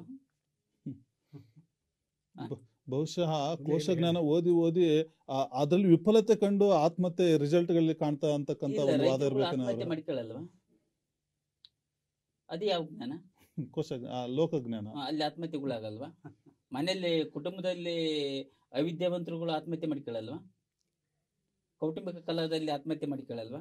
ಅಲ್ಲಿ ಕೋಶಜ್ಞಾನ ಹೋಗಿ ಇವರಿಗೆ ಆತ್ಮಹತ್ಯೆ ಮಾಡಿಸುತ್ತ? ಆತ್ಮಹತ್ಯೆಗೂ ಕೋಶಜ್ಞಾನಕ್ಕೂ ಈಗ ಲೋಕಜ್ಞಾನ ಬರ್ತಕ್ಕಂಥದ್ದೇ ಕೋಶಜ್ಞಾನದಿಂದ. ಅವರು ಬಹಳ ಸೊಗಸಾಗಿ ಹೇಳಿದ್ರು, ಯಾವ್ದು ಜನಪದದ ಬಗ್ಗೆ ಹೇಳಿದ್ರು. ಜನಪದ ಹಿಂಗ್ ಬರೆದ್ರು, ಹಿಂಗ್ ಅನುಭವಗಳನ್ನ ಬರೆದ್ರು ಅನ್ನೋದೇನು? ಮತ್ತೆ ಪುಸ್ತಕ ಹೋಗ್ಬೇಕು, ಅದನ್ನ ತಿಳ್ಕೊಬೇಕು. ಇವ್ರು ತಿಳ್ಕೊಂಡ್ ನಮ್ ಜನಪದ ಹಿಂಗ್ ಬರ್ದಾರಂತ ಹೆಂಗ್ ತಿಳ್ಕೊಂಡ್ರಿ? ಇವ್ರು ಓದಿ ಅಲ್ವಾ ತಿಳ್ಕೊಂಡಿರೋದು? ಅವ್ರು ಬರ್ದಿಡ್ಲಿಲ್ಲ, ಇವ್ರು ಓದ್ಲಿಲ್ಲ ಅಂದ್ರೆ ಜನಪದರ ಬಗ್ಗೆ ಇವ್ರಿಗೆ ಹೆಂಗ್ ಗೊತ್ತಾಗೋದು? ನಮ್ಮ ಅದಕ್ಕೆ ನಾಗರಿಕತೆಗಳ ಪರಂಪರೆಯನ್ನ ಒಂದು ತಲೆಮಾರಿಂದ ಇನ್ನೊಂದು ತಲೆಮಾರಿಗೆ ಪರಿಚಯಿಸ್ತಕ್ಕಂಥದ್ದು ಯಾವುದು? ಲೋಕಜ್ಞಾನನೋ ಕೋಶಜ್ಞಾನನೋ? ಸಾಹಿತ್ಯ ಬಾಯಿಂದ ಬಾಯಿಗೆ ಬಂದಿದ್ದು ಯಾವುದು? ಜನಪದ ಸಾಹಿತ್ಯದೆಲ್ಲ ನಾವು ಓದೋದು ಮುಖ್ಯ ಅಲ್ಲ, ಅದು ಬಾಯಿಂದ ಬಾಯಿಗೆ ಬಂದು ಪ್ರಸರಿಸಿರೋದು. ಅದು ಆಮೇಲೆ ನೀವು ಬರ್ಕೊಂಡಿರಿ. ಅದು ಪಸರಿಸಿರೋದು ಬಾಯಿಂದ ಬಾಯಿಗೆ ಬಂದು ಅವಾಗ್ಲೇ ಬರೆದ್ರು, ಕಾಲಘಟ್ಟ ಆದ್ಮೇಲೆ ಬರೆದ್ರು. ಅವಾಗ್ಲೇ ಬರೆದ್ರು. ಅವಾಗ್ಲೇ ಯಾರು ಬರೆದ್ರು ಸರ್? ಉದಾಹರಣೆ ಕೊಡಿ ಸರ್. ಯಾರು ಬರೆದ್ರು? ಉದಾಹರಣೆ ಕೊಡಿ ಸರ್. ಉದಾಹರಣೆ ಕೊಟ್ಬಿಟ್ಟು ಮುಂದಕ್ಕೆ ಹೋಗಿ. ಯಾರು ಆಯಾ ಕಾಲಘಟ್ಟದಲ್ಲಿ ಬರ್ದಿದ್ದಾರೆ. ಆಯಾ ಕಾಲಘಟ್ಟದಲ್ಲಿ ಬರೆದಿಲ್ಲ, ಅದು ಬಾಯಿಂದ ಬಾಯಿಗೆ ಬಂದಿದ್ದಕ್ಕೇನೆ ಅದನ್ನ ಜನಪದ ಅಂತ ಕರೆದಿದ್ದು. ಆ ಜನಪದವನ್ನ ಕೇಳಿದ ಮುಂದಿನ ಪೀಳಿಗೆಗಳು ಅದನ್ನ ಒಂದು ಬರಹ ರೂಪಕ್ಕೆ ತಂದಿರಬಹುದು. ಮಾತಾಡ್ತಿದ್ದೆ ವಚನ ಸಾಹಿತ್ಯವನ್ನ 12ನೇ ಶತಮಾನದಲ್ಲಿ ಎಲ್ಲ ಶಿವಶರಣರು ಓಲೆಗರಿ ಮೇಲೆ ವಚನಗಳನ್ನ ಬರೆದಿದ್ದಾರೆ. ಇವತ್ತಿಗೆ ನಮಗೆ ಪುರಾವೆಗಳು ಇದಾವೆ. ವಚನಗಳ ಮತ್ತೆ ಸಾಹಿತ್ಯ ನಾವು ನಾನು ಒಪ್ಕೋತೀವಿ, ಪ್ರಾರಂಭದಲ್ಲಿ ಬಂದಾಗ ಸ್ಟುಡಿಯೋದಾಗೆ ಇವರಿಬ್ರು ಆ ಕಡೆಗೆ ಕೂತ್ಕೊಂಡಿದ್ರು. ಏನ್ ಮಾಡ್ತಾ ಇದಾರೆ ನೋಡ್ತಾ ಇದ್ರಿ? ಇವ್ ಸತಿ ಸರ್ ಇಲ್ಲಿ ಹೊರಗಡೆ ಮೊಬೈಲ್ ಅಲ್ಲಿ ಹಿಡ್ಕೊಂಡವ್ರೆ, ಇವರು ಒಳಗಡೆ ಹಿಡ್ಕೊಂಡವ್ರೆ, ಓದ್ತಾವ್ರೆ.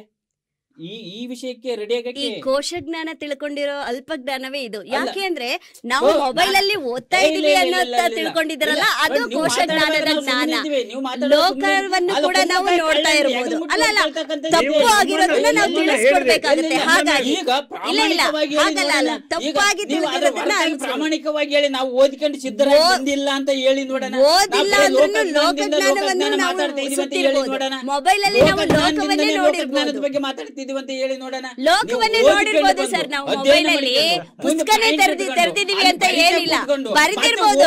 ಬರ್ದಿರೋದನ್ನ ನಾವು ಕೋಶ ಅಂತ ಹೇಳಕ್ಕಾಗಲ್ಲ. ನೀವ್ ಹೇಳ್ತಾ ಇರೋದನ್ನ ನಾನು ಇಲ್ಲಿ ಪಾಯಿಂಟ್ ಹಾಕೊಂಡಿರ್ಬೋದು ಅಷ್ಟೇ. ನಾನು ಮಾತಾಡ್ತೀನಿ, ಅದು ಎಲ್ಲಿ ಆಗಲ್ವಲ್ಲ, ಪಾಯಿಂಟ್ ಓದಬಲ್ಲ, ಅದಕ್ಕೆ ಬಡ ಬಡ ಬಡ ಬಡ ಬಡ ಅಂದ್ಬಿಟ್ಟು ನಿಲ್ಸ್ಬೇಕಂತ ನೋಡ್ತಕ್ಕ. ಈಗ ಗೊತ್ತಾಗ್ತಿದೆ ಸರ್ ಡಮರಗ ಸುದ್ದಿ ಎಲ್ಲಿ ಬರ್ತಿದೆ ಅಂತ. ಡಬ ಡಬ ಬರ್ಲಿಕ್ಕೆ ಸಾಧ್ಯನೇ ಇಲ್ಲ.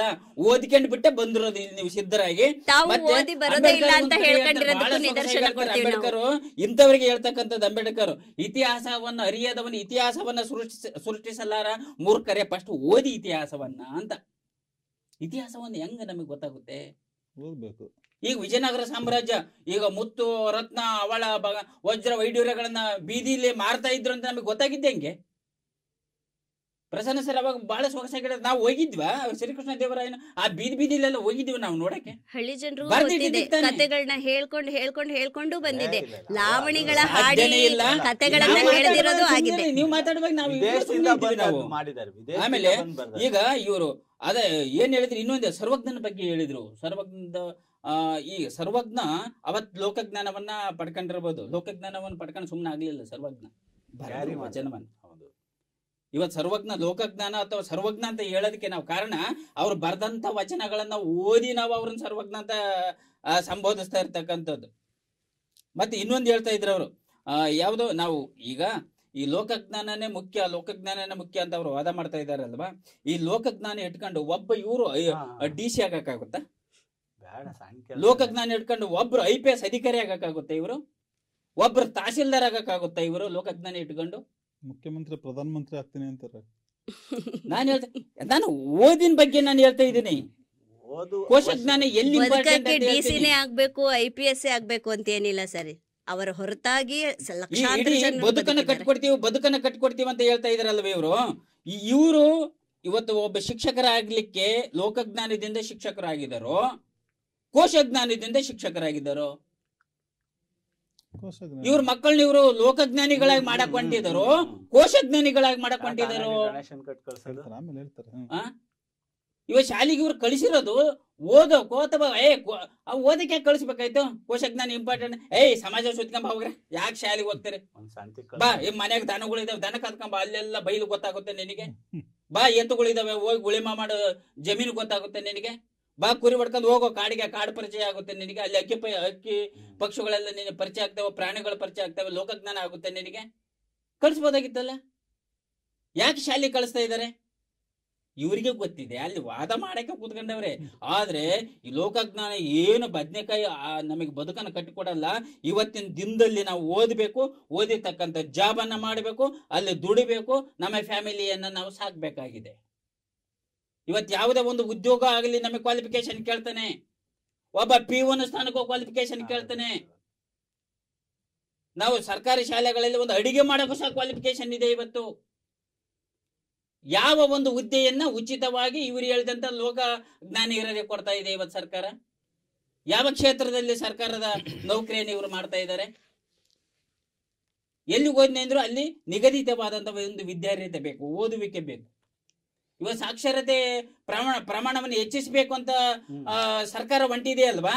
ಇವ್ರು ಲೋಕ ಓದೋದ್ ಬೇಡ ಬಿಡ್ರಪ್ಪ, ಇವ್ರು ಮಾತು ಕೇಳ್ಕೊಂಡು ಅಂತ ಪ್ರಧಾನಮಂತ್ರಿ ಸುಮ್ಮನಿರಕ್ಕಾಗುತ್ತಾ? ವಯಸ್ಕರ ಶಿಕ್ಷಣವನ್ನು ಯಾಕೆ ಕೊಟ್ರು? ಲೋಕಜ್ಞಾನ ಇಂಪಾರ್ಟೆಂಟ್ ಆಗಿದ್ರೆ ಓದ್ಬೇಡ್ರಿ ಅಂತ ಎಲ್ಲರೂ ರಾತ್ರಿ ಶಾಲೆ ಯಾಕೆ ಮಾಡಿದ್ರು? ಇಲ್ಲಿ ಬಹುಮುಖ್ಯವಾಗಿ ಬೇಕಾಗ್ತಕ್ಕಂಥದ್ದು ಓದುವಿಕೆ. ಇವ್ರು ಹೇಳ್ತಾರೆ ಕೋಶಜ್ಞಾನ ಇಂಪಾರ್ಟೆಂಟ್ ಅಂದ್ರಲ್ವಾ, ಕೋಶ ಓದುವಿಕೆಯಿಂದನೇ ನಮಗೆ ಲೋಕ ದರ್ಶನ ಆಗ್ತಕ್ಕಂಥದ್ದು. ಅದರಿಂದ ಕೋಶಜ್ಞಾನ ಬಹಳ ಮಹತ್ವ ಬದುಕಿಗೆ. ಇದು ಇವರ ಒಂದು ಲೋಕಜ್ಞಾನ ಅಲ್ಲ ಅಂತ ನನ್ನ ವಾದ. ಉತ್ತಮವಾಗಿರ್ತಕ್ಕಂಥ ಕೆಲವು ದೃಷ್ಟಾಂತಗಳೊಂದಿಗೆ ನಮ್ಮ ಕೊಟ್ರೇಶ್ ಸರ್ ಅವರ ವಾದ ಸಮರ್ಪಕವಾಗಿತ್ತು. ಯಾಕಂದರೆ ಶಾಲಾ ಶಿಕ್ಷಣ, ಕಾಲೇಜು ಶಿಕ್ಷಣ, ಇವತ್ತು ಆಧುನಿಕ ಪ್ರಪಂಚದಲ್ಲಿ ನಾವು ನಮ್ಮ ಮಕ್ಕಳನ್ನು ಸಮಾಜಮುಖಿಯಾಗಿ ತಿದ್ದಬೇಕು, ಅವರನ್ನು ತಯಾರು ಮಾಡಬೇಕು ಅಂತಂದರೆ ಮತ್ತೆ ಪುಸ್ತಕಗಳಿಗೆ ಹೋಗ್ತೀವಿ. ಹಿಂದಿನ ಕಾಲದಲ್ಲಿ ಎಲ್ಲೋ ಒಂದು ಕಡೆ ಇತ್ತು, ಆಗಿನ ಕಾಲ ಬದಲಾಗಿದೆ. ಯಾಕಂದರೆ ಅವಾಗ ಹೇಳ್ತಾ ಇದ್ರು, ಕತೆಗಳು ಹೇಳ್ತಾ ಇದ್ರು, ಈಗ ಅಜ್ಜಿಗಳಿಲ್ಲ, ಯಾಕಂದರೆ ನ್ಯೂಕ್ಲಿಯರ್ ಫ್ಯಾಮಿಲಿ ಆಗಿಬಿಟ್ಟಿದೆ. ಹಿಂದೆ ಲಾವಣಿಗಳು ಹೇಳ್ತಾ ಇದ್ರು, ಈಗ ಜನಪದಗಳು ಸಾಹಿತ್ಯಗಳು ಹೇಳ್ತಕ್ಕಂಥವ್ರಿಲ್ಲ. ಹಾಗಾಗಿ ಎಲ್ಲ ದೃಷ್ಟಿಯಿಂದ ನೋಡಿದ್ರು ಕೂಡ ಈ ಕೋಶಜ್ಞಾನ ತುಂಬ ಮಹತ್ವದ್ದು ಅಂತ. ಇಲ್ಲಿ ಮತ್ತೆ ನಾನು ಕೋಶಜ್ಞಾನದಿಂದ ಲೋಕಜ್ಞಾನಕ್ಕೆ ಸತೀಶ್ ಸರ್ ಕಡೆ ಬರಬೇಕಾದ್ರೆ ಒಂದು ನಾನು ವಚನಗಳ ಸಾಲನ್ನು ಉದಾಹರಿಸಿ ಮತ್ತೆ ನಿಮ್ಮ ಮುಂದೆ ಬರ್ತೀನಿ. ಅರಿವು ಅರಿವು ಏನು ತಿಪ್ಪಿರಿ, ಅರಿವು ಸಾಮಾನ್ಯವೇ, ಹಿಂದಣ ಹೆಜ್ಜೆಯ ನೋಡಿ ಕಂಡಲ್ಲದೆ ಹಿಂದೆ ಹೆಜ್ಜೆ ನರಿಯಬಾರದು, ಮುಂದನ ಹೆಜ್ಜೆಯ ನಳಿಯುವುದಲ್ಲದೆ ಒಂದು ಪಾದ ನೆಲೆಗೊಳ್ಳದು, ನೆಲ ಬಿಟ್ಟು ಆಕಾಶದಲ್ಲಿ ನಿಂದು ಮುಗಿದೊಳಗೆ ಮಿಂಚಿಲ್ಲದೆ ತಾನಾಗಬಾರದು ಗುಹೇಶ್ವರನೆಂಬುದ ಬರಿದೆ ಬಹುದೇ ಹೇಳಿರಿ ಅಂತ ಅವರು ಹೇಳ್ತಾರೆ. ಹಿಂದಣ ಹೆಜ್ಜೆಯನ್ನು ನೋಡಿ ಕಂಡದಲ್ಲದೆ ಇಂದಿನ ಹೆಜ್ಜೆಯನ್ನು ನಾವು ಅರಿಲಿಕ್ಕೆ ಸಾಧ್ಯತೆ ಇಲ್ಲ. ಹಿಂದೆ ಇತಿಹಾಸನೂ ಕೂಡ ಮುಖ್ಯವಾಗುತ್ತೆ. ಆ ಇತಿಹಾಸ ಅಂತಕ್ಕಂಥದ್ದು ಕೋಶದಿಂದ ಸಿಗುತ್ತೆ. ಮತ್ತು ಇಲ್ಲ ಸರ್, ಅನುಭವದಿಂದಲೂ ಕೂಡ ನಾವು ಇತಿಹಾಸವನ್ನು ಅದನ್ನು ತಿದ್ದಬೇಕು ಅನ್ನೋದಕ್ಕೆ ಕೊಟ್ರೇಶ್ ಅವರ ವಾದಕ್ಕೆ ನಿಮ್ಮ ಒಂದು ಪ್ರತಿವಾದ ಏನು ಅಂತ? ಕೋಶಜ್ಞಾನವೇ ಶ್ರೇಷ್ಠವಾದ್ದು, ಲೋಕಜ್ಞಾನ ಅಂತ ಪ್ರಮುಖವಾದದ್ದಲ್ಲ ಅನ್ನೋ ಒಂದು ಒತ್ತಡದ ಅಭಿಪ್ರಾಯನ ಹೇಳ್ತಾ ಇದ್ರು. ಒತ್ತಡದ ಅಭಿಪ್ರಾಯ ಅಲ್ಲ, ವಾಸ್ತವ ಅಲ್ಲ, ಒತ್ತಡದ ಅಭಿಪ್ರಾಯ. ಅದು ಧಾಟಿ ತಿಳಿಸುತ್ತೆ, ಒತ್ತಡವಾಗಿ ಹೇಳ್ತಾ ಇದ್ರು. ಅದು ಒಂದು ನಿಮಿಷ, ನಮ್ಮ ಅಭಿಪ್ರಾಯದಲ್ಲಿ ಕೋಶಜ್ಞಾನಕ್ಕಿಂತ ಲೋಕಜ್ಞಾನವೇ ಶ್ರೇಷ್ಠ ಆದದ್ದು. ಇವತ್ತು ವಿಶ್ವವಿದ್ಯಾಲಯಗಳನ್ನ ಪದವೀಧರರನ್ನ ಸೃಷ್ಟಿ ಮಾಡ್ತಕ್ಕಂಥ ಕಾರ್ಖಾನೆಗಳು ಅಂತ ಕರಿತೀವಿ. ಪ್ರತಿ ವರ್ಷ ಇಂಜಿನಿಯರ್, ಡಾಕ್ಟ್ರು ಎಲ್ಲಾ ಪದವೀಧರರು ಆಚೆ ಬರ್ತಾ ಇದ್ದಾರೆ. ಅದರಲ್ಲಿ ಎಷ್ಟು ಜನ ಬದುಕನ್ನು ಕಟ್ಕೊಂಡಿದ್ದಾರೆ, ಎಷ್ಟು ಜನಕ್ಕೆ ಇವತ್ತು ಸರ್ಕಾರ ಕೆಲಸ ಕೊಡೋಕ್ಕಾಗ್ತಾ ಇದೆ. ಆ ಥರ ಪದವೀಧರರನ್ನು ಸೃಷ್ಟಿ ಮಾಡಿ ಕಳಿಸಿರ್ತಕ್ಕಂಥ ವಿಶ್ವವಿದ್ಯಾಲಯಗಳು ಯಾವುದೇ ಬದುಕನ್ನು ಕಟ್ಕೊಳ್ತಕ್ಕಂಥ ದಾರಿಯನ್ನು ಸೂಚಿಸಲ್ಲ. ಯಾಕಂದರೆ ಲೋಕಜ್ಞಾನ ಒಂದು ಅಪರಿಮಿತವಾದದ್ದು, ಕೋಶಜ್ಞಾನ ಒಂದು ಸೀಮಿತವಾದ ಜ್ಞಾನ. ಸೀಮಿತವಾದ ಜ್ಞಾನದಿಂದ ಯಾವುದೇ ಒಂದು ಉದ್ಯೋಗವನ್ನು ಪಡೆಯಲಿಕ್ಕೆ ಸಾಧ್ಯ ಇಲ್ಲ, ಯಾವುದೇ ಒಂದು ಬದುಕನ್ನು ಕಟ್ಕೊಳ್ಳೋಕೆ ಸಾಧ್ಯ ಇಲ್ಲ. ಪದವೀಧರರು ಮಾತ್ರ ಬದುಕನ್ನು ಕಟ್ಕೊಳ್ಳೋಕೆ ಸಾಧ್ಯ, ಒಂದು ಒಳ್ಳೆ ಉದ್ಯೋಗವನ್ನು ಮಾಡೋಕ್ಕೆ ಸಾಧ್ಯ. ಒಂದು ಗುರಿ ಇಲ್ಲದಿದ್ರೆ ಆ ಥರದ್ದು ಏನು ಮಾಡೋಕ್ಕೆ ಸಾಧ್ಯ ಇಲ್ಲ. ಕೋಶಜ್ಞಾನದಿಂದ ಮಾತ್ರ ಒಂದು ಗುರಿಯನ್ನು ತಲುಪೋಕೆ ಸಾಧ್ಯ ಅಂತ ನಮ್ಮ ಪ್ರಸನ್ನ ಕುಮಾರ್ ಹೇಳ್ತಾ ಇದ್ರು. ಯಾವುದೇ ರೀತಿಯ ಕೋಶಜ್ಞಾನ ಇಲ್ಲದೆ ಇರ್ತಕ್ಕಂಥ 4ನೇ ತರಗತಿ ಓದಿರ್ತಕ್ಕಂಥ ಡಾಕ್ಟರ್ ರಾಜ್ಕುಮಾರ್ ಪದ್ಮಭೂಷಣ ಪ್ರಶಸ್ತಿ ತಗೊಂಡು ಇವತ್ತು ಜಗತ್ತಿನಲ್ಲಿ ಕೇವಲ ಕನ್ನಡ ಚಲನಚಿತ್ರರಂಗ ಅಲ್ಲ, ಕನ್ನಡ ಅದು ಕೋಶಜ್ಞಾನ ಅಲ್ಲವಾ? ಎಷ್ಟು ಕೋಶಜ್ಞಾನ ಅಂತ ಪದವೀಧರನ ಸಾಲ. ಕೋಶಜ್ಞಾನ ಪದವಿ ಬಗ್ಗೆ ಮಾತಾಡ್ತಾ ಇಲ್ಲ. ನಿಮ್ಮ ಅವಧಿ ಬಂದಾಗ ಹೇಳಿ, ನಿಮ್ಮ ಅವಧಿಗೆ ಬಂದಾಗ ಹೇಳಿ. ನಾವು ಮಾತಾಡುವಾಗ ನಿಮ್ ಕಡೆ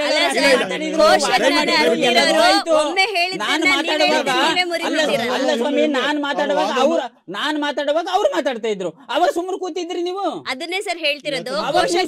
ಇದ್ರೆ ಯಾಕೆ ಸುಮ್ಮನೆ ಕೂತಿದ್ರಿ? ಬಿಡಿ. ಅವಾಗ ಕೋಶಜ್ಞಾನ ಹೇಳ್ಬೋದು, ಇದ್ದವ್ರು ಅದು ಸುಮ್ನೆ ಮಾಡ್ಬಾರ್ದು ಕೂರಮ್ಮ, ಅಂತ ಅವ್ರು ಹೇಳಿದ್ರಲ್ಲ. ಮಾತಾಡ್ತಾ ಇದ್ರೆ ನಾವು ಮಾತಾಡುವಾಗ ಅವ್ರು ಸುಮ್ಮನೆ ಇದ್ರು ಅಂತ ನೀವೇ ಹೇಳಕ್ ಆಗ್ಲಿಲ್ಲ ಅವಾಗ. ಇವಾಗ ಹೇಳ್ತಾ ಇದ್ದೀನಿ. ಈಗ ನಾವು ಮಾತಾಡುವ ಮಾತ್ರ ಬಂದ್ಬಿಡುತ್ತೆ. ನಾವು ಮಾತಾಡುವಾಗ ಅವ್ರು ಮಾತಾಡುವಾಗ ಎಲ್ಲಿ ಹೋಗಿತ್ತು ನಿಮಗೆ ಆ ಪ್ರಜ್ಞೆ? ಸರ್ ಮತ್ತೆ ನಿಮ್ಮ ಹತ್ರನೇ ಬರ್ತೀನಿ. 4ನೇ ತರಗತಿ ಓದಿದ್ರೆ ಅವ್ರು ಓದೇ ಅಲ್ವಾ? ಇದೇ ಸರ್ ಕೋಶಜ್ಞಾನ ಅಂದ್ರೆ ಅಂತ ಹೇಳಿ ಸರ್ ಅದೇ ನೀವು. ಇದೇ ಯಾಕೆಂದ್ರೆ ಅವ್ರು ಹೇಳಿದ್ರ ಇದೇ ನಿಯಮನ ಕೋಶಜ್ಞಾನ ಅವರೇ ಮುರಿತಾ ಇದ್ದಾರೆ. ಅವರೇ ಮುರಿತಿದ್ದಾರೆ. ನಮಗೆ ಏನ್ ಅದಕ್ಕೆ ಮಾಡಬಾರ್ದು ಅಂತ ಹೇಳಿದ್ರು ಅದನ್ನ ಅವರೇ ಮಾಡ್ತಿದ್ದಾರೆ ಅಂದ್ರೆ ಸೀಮಿತವಾದ ಕೋಶಜ್ಞಾನ ಎಷ್ಟಿದೆ ಅಂತ ಕೋಶಜ್ಞಾನ, ಗೊತ್ತಿಳ್ಕೊಳ್ಳಿ. ಸೀಮಿತವಾದ ಜ್ಞಾನ, ಲೋಕಜ್ಞಾನ, ಅಪರಿಮಿತವಾದ ಜ್ಞಾನ ಅದು ಜನರಿಗೆ ಬದುಕನ್ನ ಕಟ್ಕೊಳ್ಳಕ್ಕೆ ಹಲವಾರು ಮಾರ್ಗಗಳನ್ನ ಸೂಚಿಸುತ್ತೆ.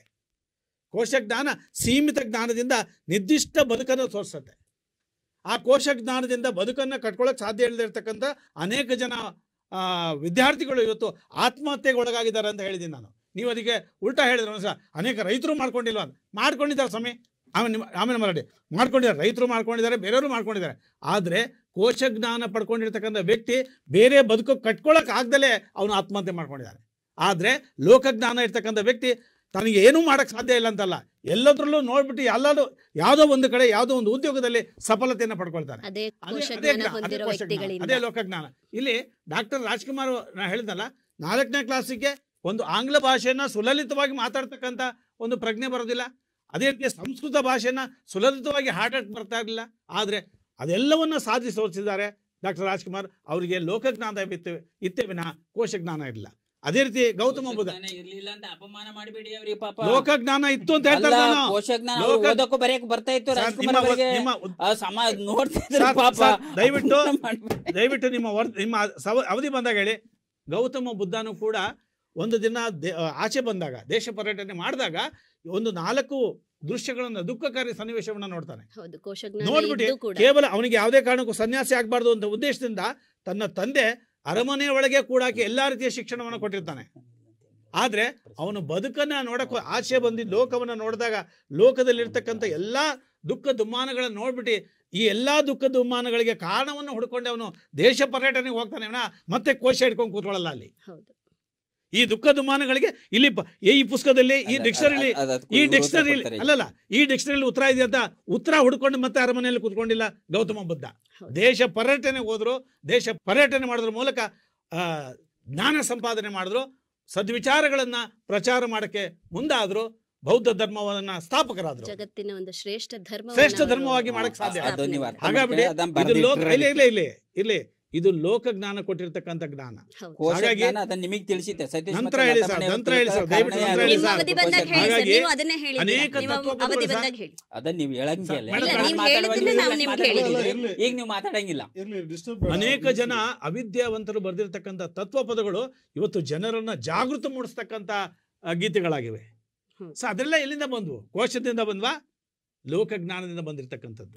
ಅವ್ರೇನ್ PhD ಮಾಡಿಲ್ಲ, ಡಿಗ್ರಿ ಮಾಡಿರ್ಲಿಲ್ಲ. ಅವರು ದೇಶ ಸುತ್ತು ಇಲ್ಲ ಕೋಶ ಓದು ಅಂತ ಹೇಳಿದ್ರೆ ಸ್ವಾಮಿ, ಇಲ್ಲಿ ಕೋಶ ಓದಿದಾಗ ಸಿಗದೆ ಇರ್ತಕ್ಕಂಥ ಜ್ಞಾನ ಲೋಕ ಸುತ್ತೋದ್ರಿಂದ ದೊರಕತ್ತೆ. ಅದೇ ಶ್ರೇಷ್ಠವಾದ ಜ್ಞಾನ, ಅದೇ ಶ್ರೇಷ್ಠವಾದ ಜ್ಞಾನ. ಅದು ಬದುಕನ್ನ ಕಟ್ಟಕ್ಕೆ ದಾರಿ ಮಾಡ್ಕೊಡ ಕನಸಲ್ಲೇ ಬರ್ಸ್ಬಿಡುತ್ತೆ. ಓಕೆ, ಉತ್ತಮವಾಗಿರ್ತಕ್ಕಂಥ ಅಂಶವನ್ನ ಉದಾಹರಣೆಗಳ ಮೂಲಕ ಹೇಳಿದ್ರೆ, ಬುದ್ಧನ ಒಂದು ಉದಾಹರಣೆಗಳ ಲೋಕಜ್ಞಾನ ಅಂದ್ರೆ ಲೋಕದ ದುಃಖ ದುಮ್ಮಾನಗಳನ್ನ ಕಂಡಿರ್ತಕ್ಕಂಥ ಒಬ್ಬ ಸಾಮಾನ್ಯ ವ್ಯಕ್ತಿಯಲ್ಲಿ ಸಿದ್ಧಾರ್ಥ ಬುದ್ಧನಾದ ಅಂತಕ್ಕಂಥ ವಿಷಯವನ್ನ, ಮತ್ತೆ ಡಾಕ್ಟರ್ ರಾಜ್ಕುಮಾರ್ ಅವರ ಅಂಶವನ್ನ, ಮತ್ತೆ ಶರಣ ಸಾಹಿತ್ಯದ ಒಂದು ಅಂಶವನ್ನ ತುಂಬಾ ಚೆನ್ನಾಗಿ ಅದನ್ನ ಸತೀಶ್ ಅವರು ಕಟ್ಕೊಟ್ರು. ಏನೇ ಆಗ್ಲಿ, ಒಟ್ಟು ಲೋಕಜ್ಞಾನವೂ ಕೂಡ ಇಲ್ಲಿ ಮುಖ್ಯವಾಗುತ್ತೆ. ಕೋಶಜ್ಞಾನ ಅಂತಕ್ಕಂಥದ್ದು ನಂತರ, ಮೊದಲು ಮನುಷ್ಯ ಕಲಿಬೇಕಾಗಿರ್ತಕ್ಕಂಥದ್ದು ಲೋಕಜ್ಞಾನ ಅಂತಕ್ಕಂಥ ಅಂಶವನ್ನ ಸತೀಶ್ ಅವರು ತುಂಬಾ ಚೆನ್ನಾಗಿ ಹೇಳಿದ್ರು. ಅದಕ್ಕೆ ನಮ್ಮ ಇವರು ಪ್ರಸನ್ನ ಕುಮಾರ್ ಅವರು ಏನು ಉತ್ತರ ಹೇಳ್ತಾರೆ ಅಂತ. ಓದು ಓದು ಮಗುವೆ, ಅದುವೇ ಬದುಕಿನ ತಿರುಳು ಗುರುವೆ. ಪುಸ್ತಕಗಳು ಮಾತ್ರ ಬದುಕನ್ನ ಬದಲಿಸುವ ದಿವ್ಯ ಶಕ್ತಿಯ ಮಂತ್ರಗಳು. ಪುಸ್ತಕಗಳು ಮಾತ್ರ ಬದುಕಿನ ಬದಲಿಸುವ ದಿವ್ಯ ಶಕ್ತಿಗಳು. ಸರ್, ಅವ್ರು ಚೆನ್ನಾಗಿ ಹೇಳಿರು ಸರ್. ಗೌತಮ ಬುದ್ಧ ಲೋಕ ನೋಡ್ಕೊಂಡು 4 ಪ್ರಕರಣ ನೋಡ್ಕೊಂಡ್ಬಿಟ್ಟ. ಆಮೇಲೆ ಅವನು ಲೋಕ ತಿರ್ಕೊಂಡು ಹೋದ. ಸರ್, ಆ ಪ್ರಕರಣ ಜಿಜ್ಞಾಸೆ ಬರೋಕ್ಕೆ ಅವನು ಓದಿರುವ ತತ್ವಗಳು ಬರಲಿಲ್ವ ಸರ್? ಅವನೊಬ್ಬ ರಾಜನಾಗಿ ಅವನು ಕಲ್ತಂಥ ವಿದ್ಯೆ ಪಾಂಡಿತ್ಯ ಅವನಿಗೆ ಸತ್ಯ ತಿಳಿಯಂಗೆ ಮೋಟಿವೇಟ್ ಮಾಡಲಿಲ್ವ ಸರ್? ಮತ್ತೆ ರಾಜ್ಕುಮಾರ್ ಸರ್ಗೂ ಹೇಳಿರು ಸರ್, ಅವರ ವಿದ್ಯೆ, ನಾವಿಲ್ಲಿ ಮಾತಾಡ್ತಿರೋ ಮಾತೇನು ಅಂದರೆ ಲೋಕಜ್ಞಾನನೋ ಕೋಶಜ್ಞಾನನೋ ಅಂತ ಹೊರತಾಗಿ, ಕೋಶಜ್ಞಾನ ಅಂದರೆ ಅದನ್ನು ಸ್ಟ್ಯಾಂಡರ್ಡ್ ವೈಸ್ ಹೇಳ್ತಾ ಇಲ್ಲ. 4ನೇ ತರಗತಿನೂ ಆಗಿನ ಕಾಲಕ್ಕೆ ಡಿಗ್ರಿಗೆ ಸಮ ಗುರುಗಳೇ. ಹೌದು. ಸರ್ ಜಗತ್ನಲ್ಲಿ ಯಾರೂ ಓದ್ಲೇ ಇಲ್ದಾಗ ಪುಣ್ಯಾತುಮರು 4ನೇ ಕ್ಲಾಸ್ ಓದಿದಾರ, ಅದು ದೊಡ್ಡದಲ್ವಾ ಸರ್? ಇವತ್ತು ಕಾರ್ಖಾನೆ ಅಂತ ಹೇಳ್ತೀವಿ. ಆಮೇಲೆ ಕೋಶಜ್ಞಾನ ಓದಿದ ತಕ್ಷಣವ 30% ಜನಾಂಗಕ್ಕೆ ಕೆಲಸ ಕೊಡೋಕ್ಕಾಗುತ್ತೆ. ಸರ್ಕಾರಿ ನೌಕರಿ ಇರೋದೇ 6 ಲಕ್ಷ. ಅಂದರೆ ನೀವು ಕೋಶಜ್ಞಾನ ಅಥವಾ ಲೋಕಜ್ಞಾನವನ್ನು ಸರ್ಕಾರಿ ನೌಕರಿಯಿಂದ ತೂಕ ಹಾಕ್ತಾ ಇದ್ದೀರಾ. ಆ ಕೋಶಜ್ಞಾನದಿಂದ ಹೊರಟಂಥ ಒಂದು ಪ್ರತಿಭೆ, ಈ ಜೀವನವನ್ನು ಕಟ್ಟುವಂಥ ಪರಿ, ಲೋಕಜ್ಞಾನವನ್ನು ಪಡೆದಂಥ ಒಂದು ಮಗು ಜೀವನವನ್ನು ಕಟ್ಟುವ ಪರಿಯ ನಡುವಿನ ವ್ಯತ್ಯಾಸ ಶ್ರೇಷ್ಠತೆಯನ್ನು ತೋರಿಸುತ್ತೆ ಅಲ್ವಾ?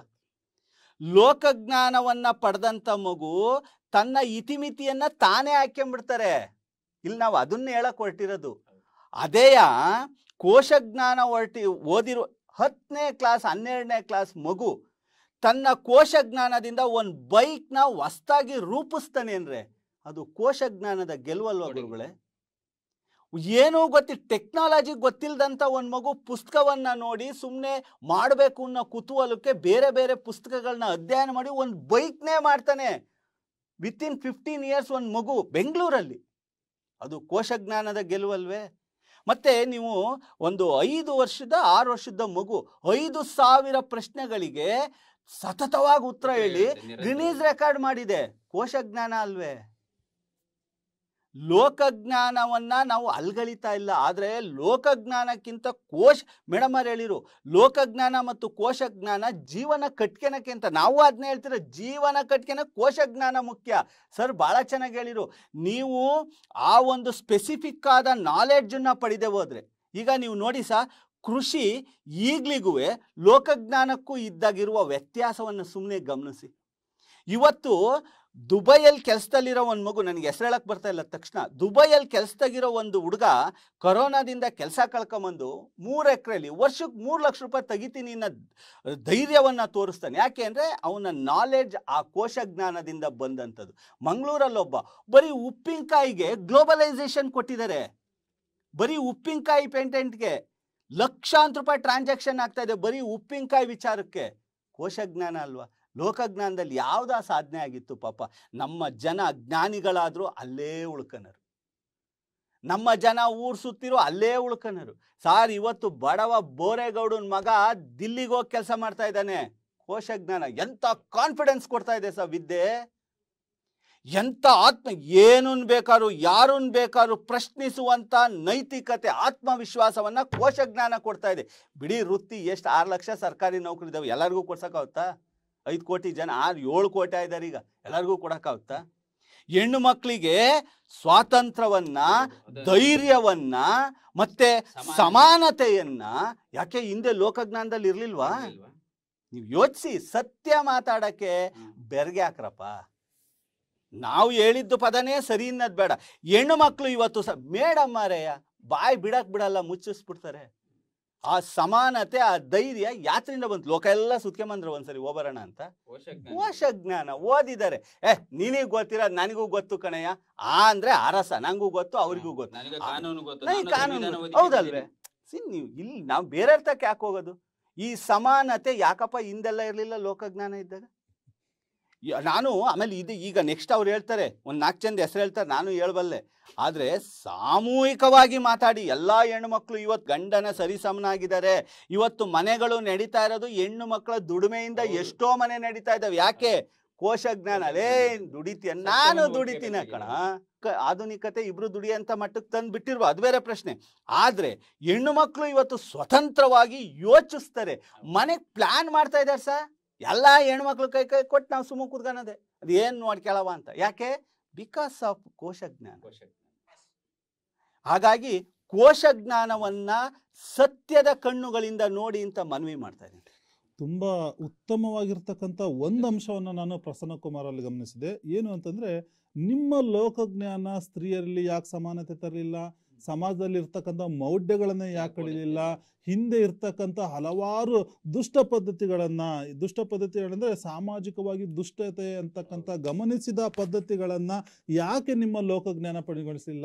ಇದನ್ನು ನಾವು ಕಟ್ಟಿಕೊಟ್ವಿ, ಈ ಕೋಶಜ್ಞಾನ ಇದನ್ನು ತಂದುಕೊಟ್ವಿ, ಒಂದು ಉತ್ತಮ ಸಮಾಜವನ್ನು ನಿರ್ಮಾಣ ಮಾಡಿದ್ವಿ ಅಂತಕ್ಕಂಥದ್ದು ನಮ್ಮ ಪ್ರಸನ್ನ ಕುಮಾರ್ ಅವರ ವಾದಕ್ಕೆ ಮತ್ತೆ ನಾನು ಲತಾಮಣಿಯವರ ಹತ್ರ ಹೋಗ್ತೀನಿ.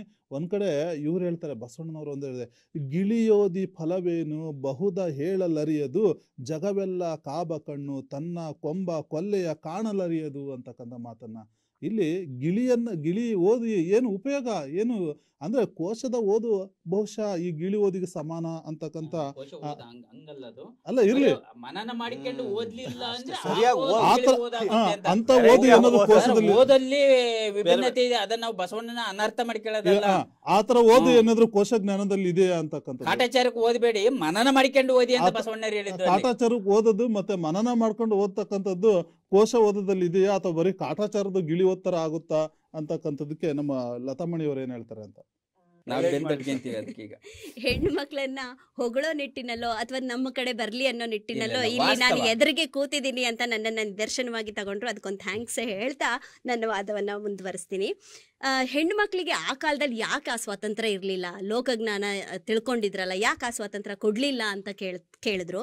ಅದಕ್ಕೆ ಕಾರಣ ಆ ಕೋಶಜ್ಞಾನವಂತಾರೆ. ಆ ಕೋಶಜ್ಞಾನ, ಆ ವೇದ ಶಾಸ್ತ್ರಗಳನ್ನೆಲ್ಲ ಏನು ಓದ್ಕೊಂಡಿದ್ರು, ಕೋಶಗಳನ್ನು ಓದ್ಕೊಂಡಿದ್ರು, ಜ್ಞಾನ ಸಂಪಾದನೆ ಮಾಡ್ಕೊಂಡಿದ್ರು, ಆ ಜ್ಞಾನಿಗಳೇ, ಆ ಕೋಶ ಜ್ಞಾನಿಗಳೇ ಹೆಣ್ಣು ಮಕ್ಕಳೇ ಇದೇ ಒಂದು ಚೌಕಟ್ಟಲ್ಲಿ ಇರಬೇಕು ಅಂತ ಹಾಕಿ ಆ ಚೌಕಟ್ಟನ್ನು ಹೆಣ್ಣು ಮಕ್ಕಳಿಗೆ ಹೆಗಲೇರಿಸಿ ಕೂರಿಸಿದ್ರು. ಹಾಗಾಗಿ ಹೆಣ್ಣು ಸ್ವತಂತ್ರತೆಯನ್ನು ಪಡೆದುಕೊಳ್ಳೋದಿಕ್ಕೆ ಅಲ್ಲಿ ಸ್ವಲ್ಪ ಕಷ್ಟವಾಯಿತು.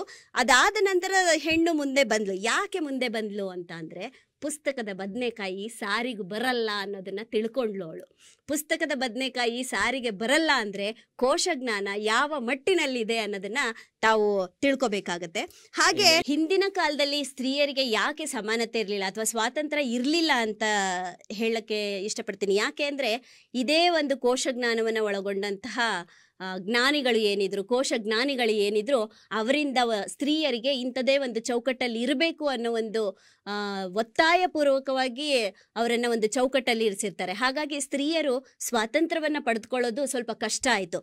ತದನಂತರದಲ್ಲಿ ಅವರು ಸ್ವಾತಂತ್ರ್ಯವನ್ನು ಪಡ್ಕೊಂಡ್ರು. ಹೇಗೆ ಅಂದರೆ, ಪುಸ್ತಕದ ಬದನೆಕಾಯಿ ಸಾರಿಗೆ ಬರಲ್ಲ ಅನ್ನೋ ಒಂದು ಸತ್ಯಾಂಶವನ್ನು ತಿಳ್ಕೊಂಡ ನಂತರ ಲೋಕ ಜ್ಞಾನವನ್ನು ತಿಳ್ಕೊಳ್ಳೋದಕ್ಕೆ ಪ್ರಯತ್ನ ಪಟ್ಟರು. ಹಾಗಾಗಿ ಎಷ್ಟೋ ಜನ ಸ್ವತಂತ್ರ ಹೋರಾಟಗಾರರಲ್ಲಿ ಅನಕ್ಷರಸ್ಥ ಮಹಿಳೆಯರು ತಾವೇ ಮುಂದಾಗಿ ಬಂದು ಹೋರಾಟ ನಡೆಸಿದ್ರು. ಅದರಿಂದ ಅವರು ಯಾರು ಆಗಿರಲಿಲ್ಲ. ಹಾಗೆ ಸ್ವತಂತ್ರ ಹೋರಾಟ ಅನ್ನೋದು ಒಂದು ಅದ್ಭುತವಾದಂತಹ ಹಾಗೆ ಮಹತ್ವಪೂರ್ಣವಾದಂತಹ ಒಂದು ಘಟನೆ. ಅದರಿಂದ ದೇಶಕ್ಕೆ ಸ್ವತಂತ್ರ ಬರಬೇಕಾಗಿದ್ದಂತಹ ಒಂದು ಸಂದರ್ಭದಲ್ಲಿ ಅನಕ್ಷರಸ್ಥರು ಕೂಡ ಹೋರಾಡಿದ್ದಾರೆ ಅಂದರೆ ಅದರ ಒಂದು ಮಹತ್ವ ಎಷ್ಟಿದೆ ಅನ್ನೋದನ್ನ ಅವರು ಅರ್ಥಕೊಂಡಿದ್ರು. ಯಾವುದೇ ಒಂದು PhD ಮಾಡಿರಲಿಲ್ಲ, ಡಿಗ್ರಿ ತಗೊಂಡಿರಲಿಲ್ಲ, ಅಥವಾ ಇವ್ರುಗಳು ಹೇಳಿದಾಗೆ ಕೋಶವನ್ನು ಓದಿರಲಿಲ್ಲ. ಅವರು ಒಂದು ಲೋಕಜ್ಞಾನವನ್ನು ತಿಳ್ಕೊಂಡಿದ್ದರ ಒಂದು ಪರಿಣಾಮವಾಗಿ ಸ್ವತಂತ್ರದ ಅವಶ್ಯಕತೆ ಎಷ್ಟಿದೆ, ಅಧೀನದಲ್ಲಿ ಇರೋದು ಎಷ್ಟು ಕಷ್ಟ ಅನ್ನೋದನ್ನ ಅನುಭವಿಸಿ ಅವರು ಹೋರಾಟಕ್ಕೆ ಧುಮುಕಿರ್ತಾರೆ. ಹಾಗೆ ಅವರೇ ಕೂಡ ಶಿಕ್ಷಕರಾಗಿ ಎಲ್ಲ ಮಕ್ಕಳಿಗೂ ತಮ್ಮ ಕೋಶಜ್ಞಾನ ಏನಿದೆ ಅದನ್ನು ಬಿತ್ತನೆ ಮಾಡಲು ವಿಫಲರಾದಂತಹ ಸಂದರ್ಭದಲ್ಲಿ, ನೋಡಿ ಮಕ್ಕಳೇ, ಓದಷ್ಟೇ ಮುಖ್ಯ ಅಲ್ಲ, ಜೀವನ ರೂಪಿಸ್ಕೊಳ್ಳೋದಕ್ಕೆ ನಾನಾ ದಾರಿಗಳಿದೆ.